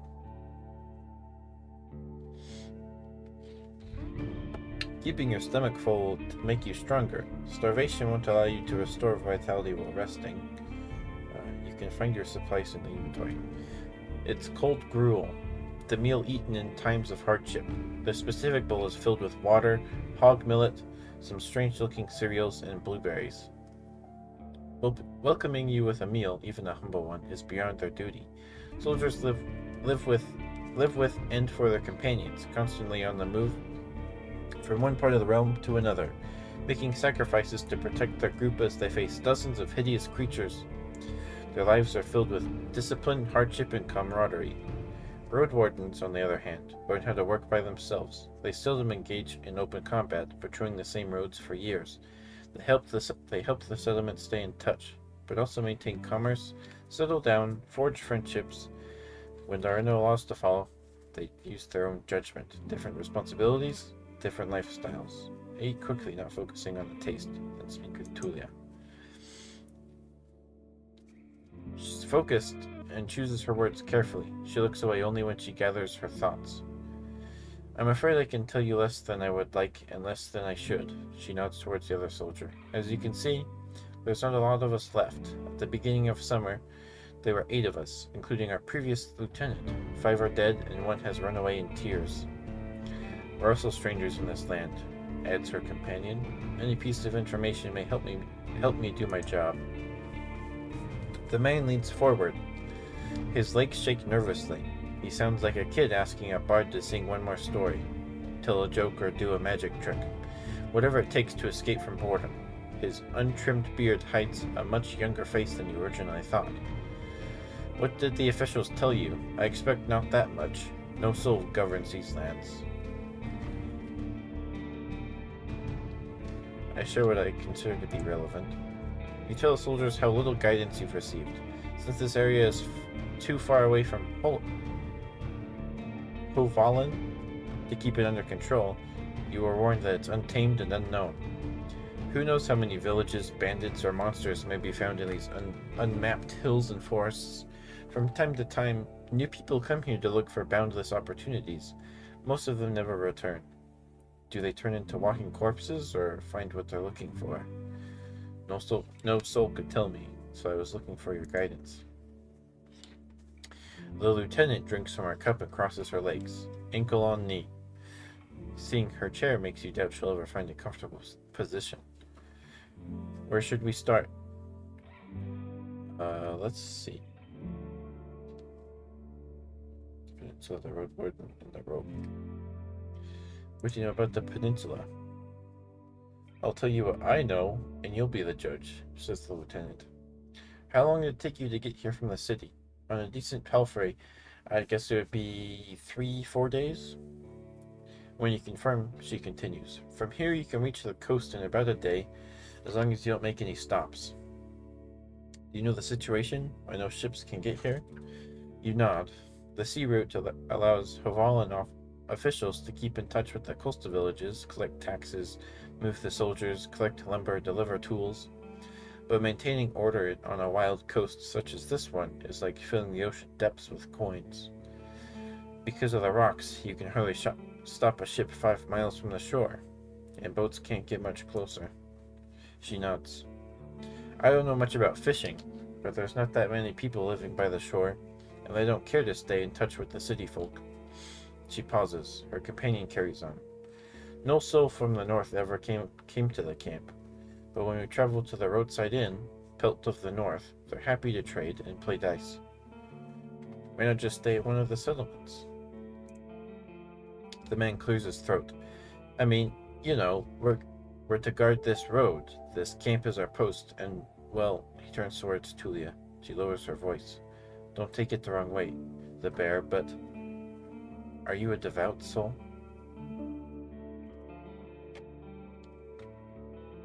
Let's see. I like most city folk. I believe that people should unite their strength to overcome the threats of nature and dark magic. Everyone will be judged for both good and evil deeds. I'm a part of the United Church. For many years, I've supported a monastery that does its best to advance mankind's spiritual growth, artistry, herbalism, and magical research. I'm from a small village.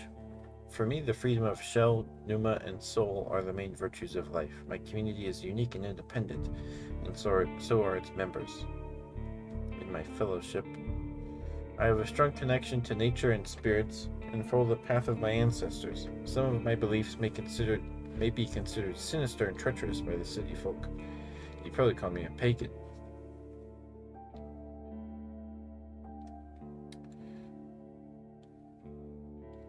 There's no evidence of the right's existence, and all the mystical tales are explained by magic. No, I'm not. Well, I guess that one's true.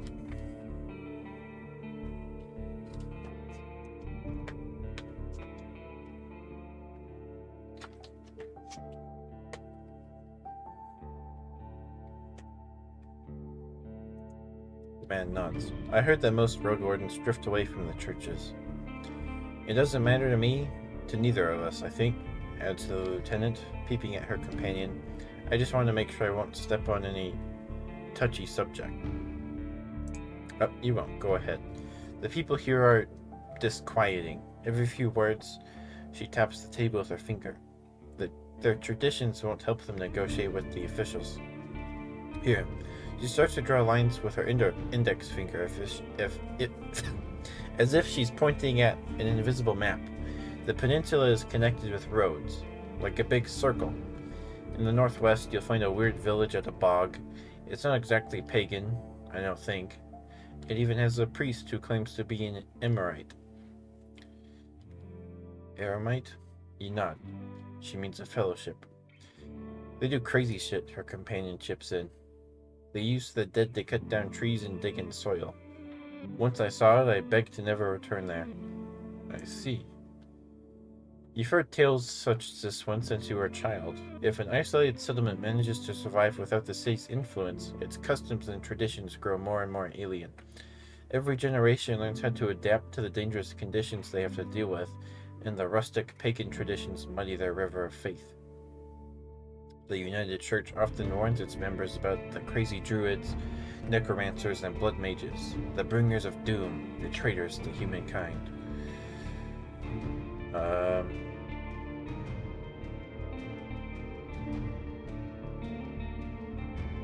Any monster worth mentioning? Anything that could catch my mount?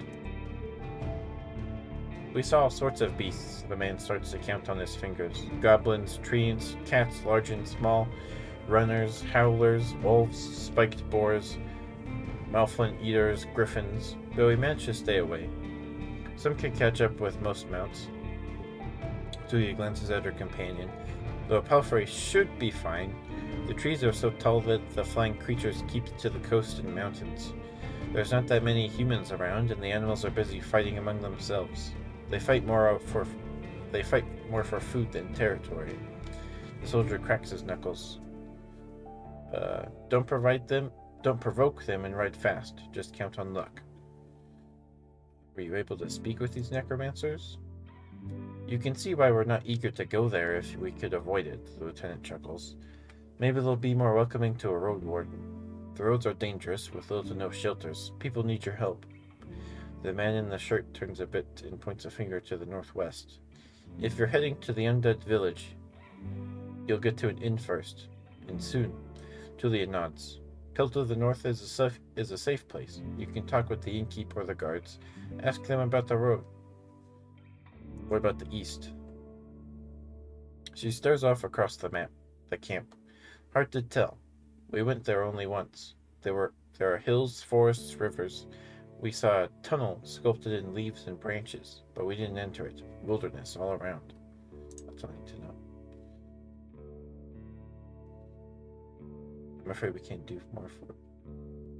Any ideas happened to the previous Roadwarden? Julie takes a deep breath. Aren't you a bit late for a rescue mission? We haven't heard from him for almost half a year. The soldiers speak for a bit between themselves, trying to get their story straight. They confirmed that he had stopped by their camp a few times, but he stopped showing up at all in early summer. The bearded soldier starts to scratch the table with the tip of his knife, without looking at you. I don't remember his voice. Always busy, drowning in things to take care of. He would sit somewhere, sharpen his sword, fix his loud mail, clean clothes, write notes on that wax tablet of his. Yep, and then leave at dawn. Unlike us, Asteroid never gets bored. Tulia lets out a joyless chuckle. He's secretive, but some of the locals speak about him warmly. Maybe he just doesn't like us. Sounds like you're not sure if he's dead or not. If anyone knows, they won't tell us. Maybe someone is keeping him in a basement, the man carves with passion. We haven't seen him, or a saurian. Something ate them, I bet. The officials have hired you, right? They don't expect him to return. Richer Roadwardens often used four-legged, meat-eating saurians as their mounts. They have to be tamed and trained since they're hatching, but unlike horses, they can easily defend themselves from any monsters. At least your palfrey is fast and reliable, and won't suddenly sink its teeth into an innocent passerby. Do you know what he was looking for? Maybe he left you a message? Neither one of us had any insight into his dealings, said Tulia. My predecessor left me no clues. We also took a look at Asterion's stuff. Wait! She raises her open palm. I almost forgot. She stands up and heads to a nearby tent. He has kids in a village near Hovalin. I was planning to take his things there. A pouch, a second spear, a decent bow, some potions, quite a treasure. She glances at you. But I would much prefer to bring them the truth about their father. So you want me to find out what happened to him in exchange for his stuff? Here's the catch. She dusts off the hilt of her sword. We've hired a messenger to ask the commanders for further orders. Since she hasn't returned and you know nothing about her, she either ran away or something happened to her. She sighs with resignation. We are meant to stay here until fall. What do you think? Come see us, tell us what you've learned about the man, and we'll get back to Hovalon together. You think about your real mission. You're planning to return to Hovalon in the early fall anyway. If he's alive, I don't think he's going to be happy about me taking away all of his possessions. True, but he's considered dead. I doubt he'd begrudge you anything. And who knows, you may just find his shell laying on the roadside tomorrow. He wears mail, uses a spear mostly. Maybe 5 feet tall and stout. Long red beard, short hair, pale face. Rarely smiles. She glances at her companion, but after he adds nothing, she sits down and stretches out her legs. So find out what happened to him. Dead or alive, just let me know. Let's see quests. Before I became the Roadwarden of this peninsula, a man known as Asterion used to patrol these roads. If I manage to find out what happened to him and bring the new Cetulia from the southern camp, I'll receive his abandoned belongings. I mean, it's a whole bow and some potions. It's pretty good. I've lost my rope. Could you spare one? You're in luck. She heads towards one of the crates and moves aside a large linen sack, revealing a rope. She brings it back and nonchalantly sits down on her chair. Take it. I was planning to leave it behind. Take a closer look. A fine rope. A regular rope made of hemp fibers. I take and offer some food in return. Tulia nods. For now, you leave the rope on the table. What happened to your squad? The man shrugs. Bandits happened. And monsters. A strong band, though. His companion chips in. When we got to the peninsula in spring, we saw some people living in this camp. The lieutenant decided to avoid it and look for an inn. We had to travel through the night for a bit. The bearded soldier scoffs and crosses his arms, but she carries on. If he had decided otherwise, we would all have died that day. The innkeeper explained that the camp is a trap.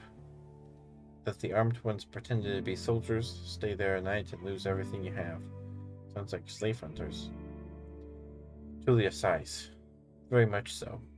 They killed some and took others away. Who knows where? They were letting the northerners go, hoping to avoid their wrath. It kind of worked, adds the soldier. We asked them for help, but they refused. We had to clear the entire camp on our own, and that's why 3 of our people died. Don't exaggerate, it's not like the lieutenant didn't make a mistake. He wanted to get rid of them and take over their camp, but we didn't know our enemy well enough. We were outnumbered, and they had an ice mage among them. She looks at you. At least we cleared the road. Saved lives. You mentioned monsters as well? Nothing that would surprise you. Those of us who survived this skirmish were young, too inexperienced to spend a summer in this place without a good leader, and they didn't trust me. One of them got caught by a treant. Another one ignored my orders to perform some sort of ritual hunt. So a wereboar tore it to pieces. The last one tried to act tough, didn't tell us that he had cut his hand while cleaning his gambeson. She lets out a ghastly chuckle. We had to cut it off, and he was so ashamed that he decided to walk north, find a new life, disappear. Idiot. What a colorful journey. The man tries to drink from his mug, but it's empty. You've made this place safer. Barely. Truly seems tired. And who knows if it was worth the lives and effort. How did you become a lieutenant? That's so much of a story, honestly. She looks at her hand, which is currently rolling a mug over the table. In the city, there's a strict order of, what should I call it? She exchanges looks with her companion, but he can't help her. Well, leadership succession, I guess. Hovlavon.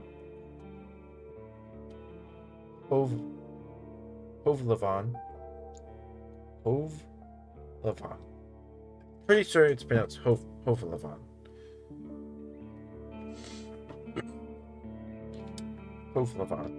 Hovlavon. Chiefs select commanders. Those select lieutenants, and those put their soldiers in order of priority. If a lieutenant dies, they get replaced by the next soldier in line. So you were his successor? Nah, not exactly. When we fought the bandits, our lieutenant was hit by a slingshot. His boyfriend jumped to help him, but failed to protect either of them from a spell. It was like a ball of ice that hung above them and exploded, piercing their heads, completely avoiding their shield. Really unpleasant. She pauses.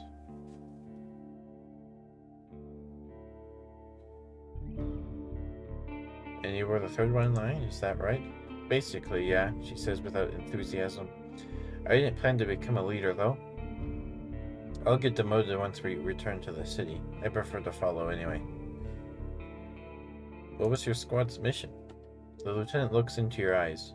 You know, the usual, making the roads safe, keeping people alive.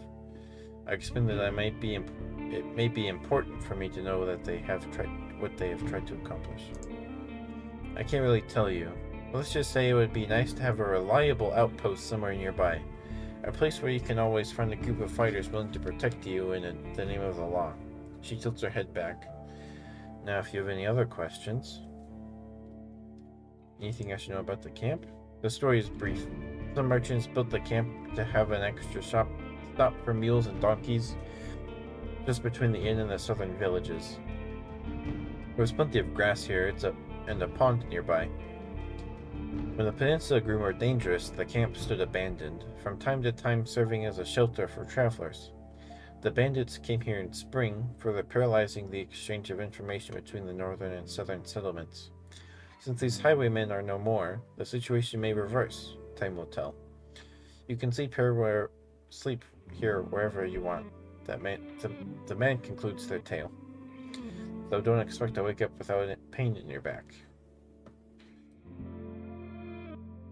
If you were me, where'd you go next? The soldier answers quickly. To the inn, of course, and grabs his empty mug. The one northwest from here. If you can't afford the room, the main hall is free of charge. The locals rarely gather there. The northern road is much more traveled, mentions Tulia.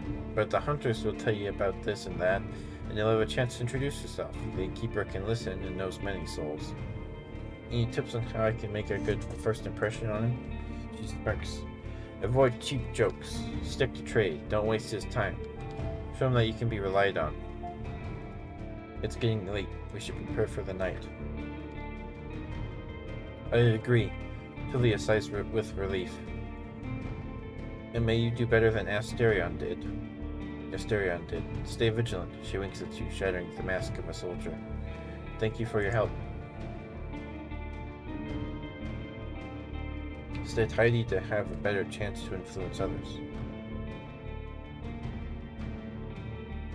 You won't get much cleaner without a proper bath. You go to the barrel and splash water on your face, which makes you even more aware of how much you need a bath. After the night, it will only get worse. The horse is already napping, still too anxious to lay down. I prepare for my watch. The soldier in the shirt is eager to guide you. Just observe the area. There's plenty of griffins around, though they won't try to jump over the palisade. Probably. Better watch out for the apes. They climb up and carry out any food they can find. And there's this one really loud were-elk that keeps smelling the wall, though it has never tried to get in. He points at the gate. The lieutenant and I will block the entrances. They're quite heavy, so if anyone comes here looking for shelter, better call us to help you out. And if someone is being chased by wolves or anything, better throw them the rope instead. He scratches his head. If it gets cold, feel free to make a fire, and the best place is on the watchtower. You may want to put a blanket there or something. The watchtower? Gives you a long, puzzled look. Oh, here, he points at a pile of crates. Just climb up to the tallest one. You'll have a great view at the northern side, the more dangerous side. And also, I know you're tired after all that riding. He points at the tent on the other side of the camp. I can handle a couple hours sleeping on the ground if you wish. Go there after me and rest, just this once. At least I have a paladin inside. Smile. Thanks a lot. Thanks a lot.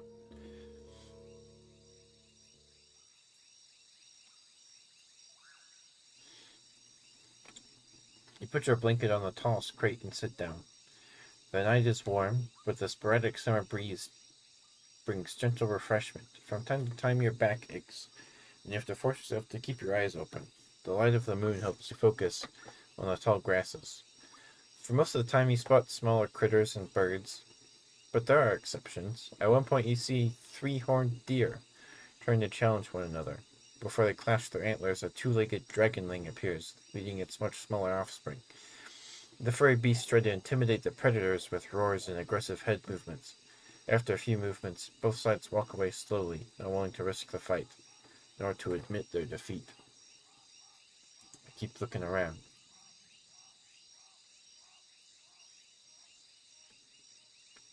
You hear the death screams of distant prey and mating calls of monkeys. Runners are chasing a gray hare. A group of musk oxen lazily chew the grass, preparing themselves to sleep. A dusk fox is running together with a lynx, making playful screeches. Thankfully, you never have to intervene. You just sit there, watching the not-so-distant forest, trying to outlast your sleepiness. You can only guess how much time has passed. Once you feel you've had enough, you climb down and go to a tent, waking up the bearded man with just a couple of words. You confirm that nothing important has happened. I gather my things and squeeze into the tent. I use my bag as a pillow, put my blanket on the pallet, and cover myself with my cloak. Sleeping in a tent is not the stuff of dreams, but it's a much welcomed rest. The pallet keeps the cold soil away. The moonlight saves the outside world from the eerie gloom. You listen to your own breath and find a comfortable position. Your job starts tomorrow. Focus on the real goal of my journey. The Merchant Guild wants to take control of this realm. Your wardening duties are secondary. First and foremost, you need to explore the peninsula, learn about the territory, resources, and threats. Get to know the locals, and if you can, convince them to consider negotiations with both Levant officials and traders. Could the tribes resist the soldiers, or be a threat to the priests of the United Church? Are there any forbidden practices that need to be eradicated, such as blood magic, necromancy, robbery, or slavery? At least I have time. 40 days to be exact. I need to be as thorough as I can.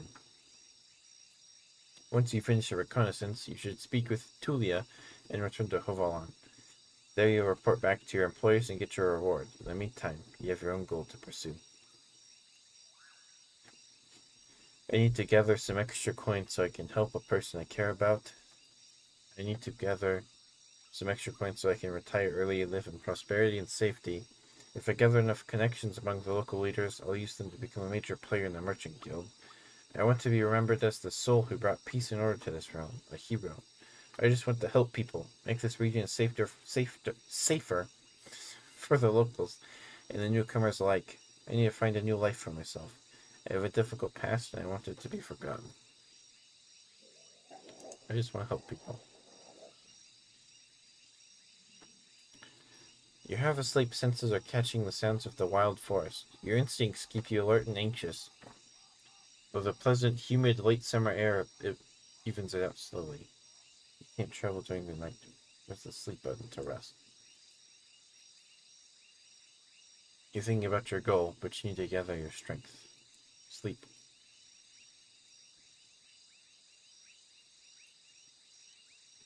You can spend the night in a borrowed tent. It's nothing special, but it will protect you from the wind and rain, and the ground won't be painfully hard nor cold.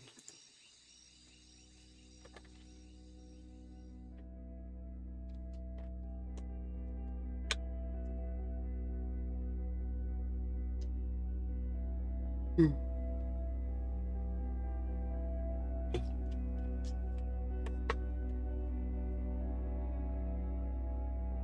take a look at your amulets. For most people, they would be nothing more than trash. But you wouldn't sell them for a pouch of dragon bones. You use them to shape Numa to your will. With these little mementos, the few spells you're familiar with are far more reliable. Who knows, maybe there's already some power held in them. You look at the old, though clean bandages that remember dozens of herbal balms and wounds. You can put them on your hurting muscles, bruises, and scratches.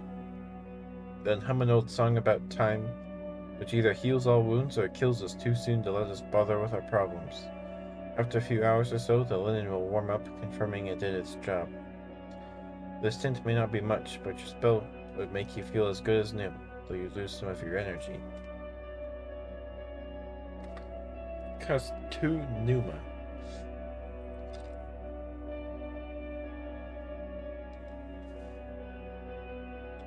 Keep my soul stronger than my shell. Vitality. 204.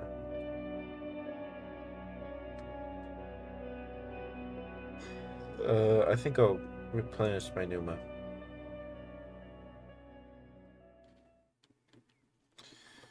You're woken up by sunlight, well rested and ready. Without haste, you gather your things. After only a couple of breaths, you notice a weird smell, like a roast. No, burning meat.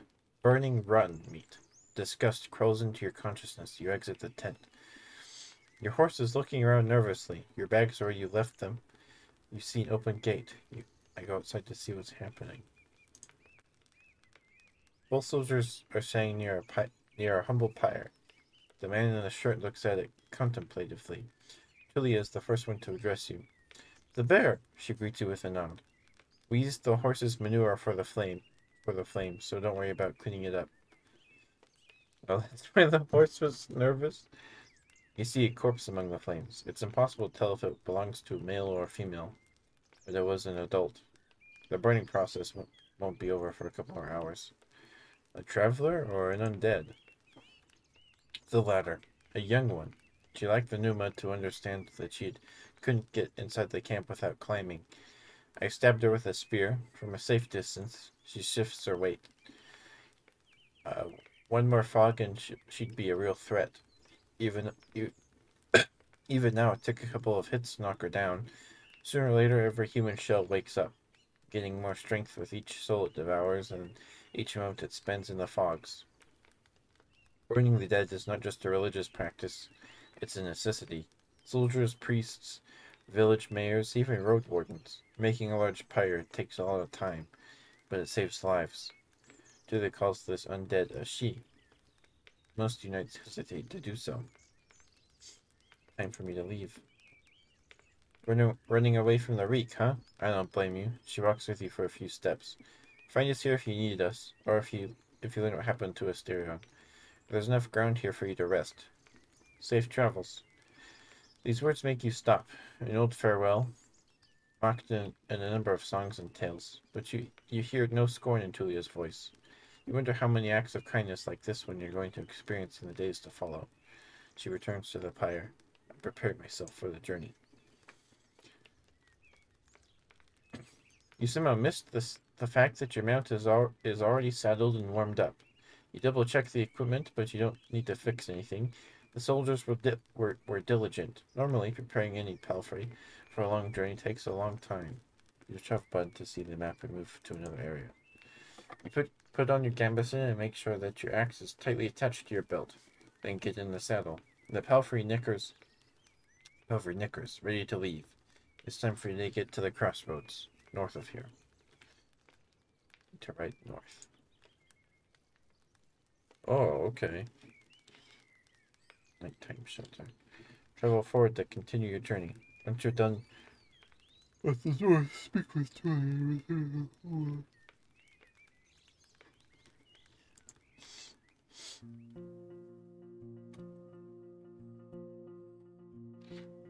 Okay. Even at a later hour, you wouldn't expect to meet any travelers in the valley. A warm summer breeze lures your mount forward.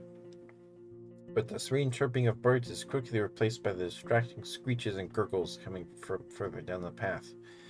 You soon find that a pack of four-legged griffins. They're larger than foxes and merge the features of birds with furred beasts. Each one is a different size, coat, and colors, and their temperaments are just as varied. Their fronts are covered with vivid feathers, while their rears have darker fur.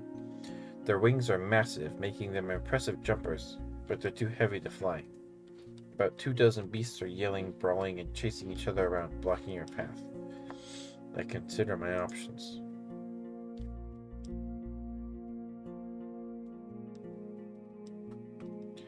You can't enter the forest blindly. If these or other creatures were to chase after you, the thicket would be disastrous for your horse.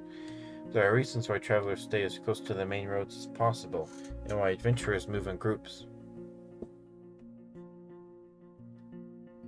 Usually, the safest approach would be to stay where you are and just wait for the pack to get hungry.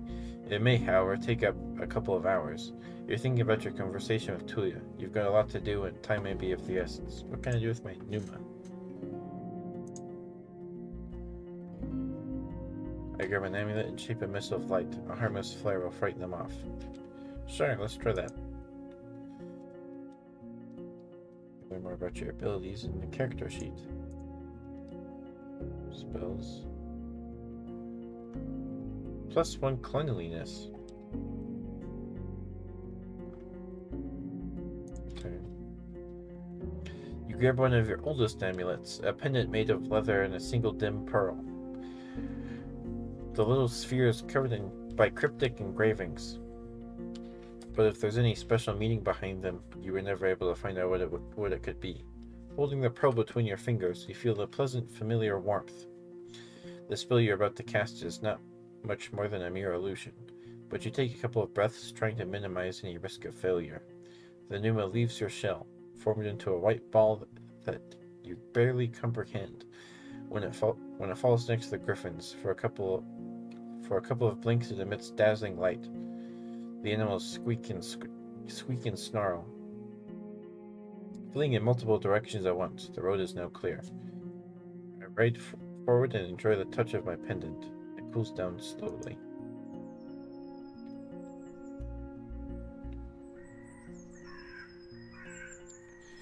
Okay, I think we need to save and we'll come back next.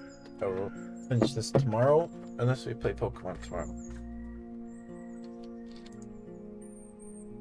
Quick save complete. Settings. Quit. Yes, I quick saved. Hopefully it saves. But we're gonna find somebody to raid, because I did not expect that time flew by pretty quick. Let's see who we can raid tonight. Oh, something just here just went live. Playing Phasma. Okay, or we could raid Pillowcase Ghosty. I don't think I've had the chance to raid her yet. I think we'll do that. She's playing WoW.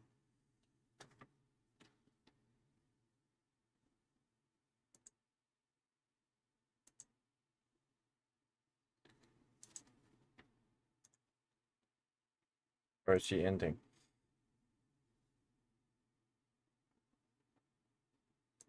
All right.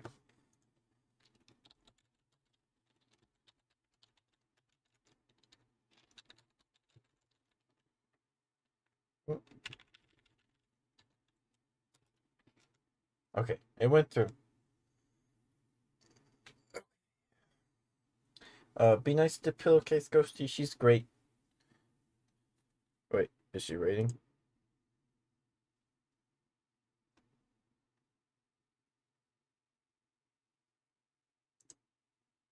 Wait. She might be ending, so I'm just gonna start the raid now. Night, guys. Have a good night. Love you all. Be safe. Brush your teeth. Drink water. I'll see you guys tomorrow. Bye bye.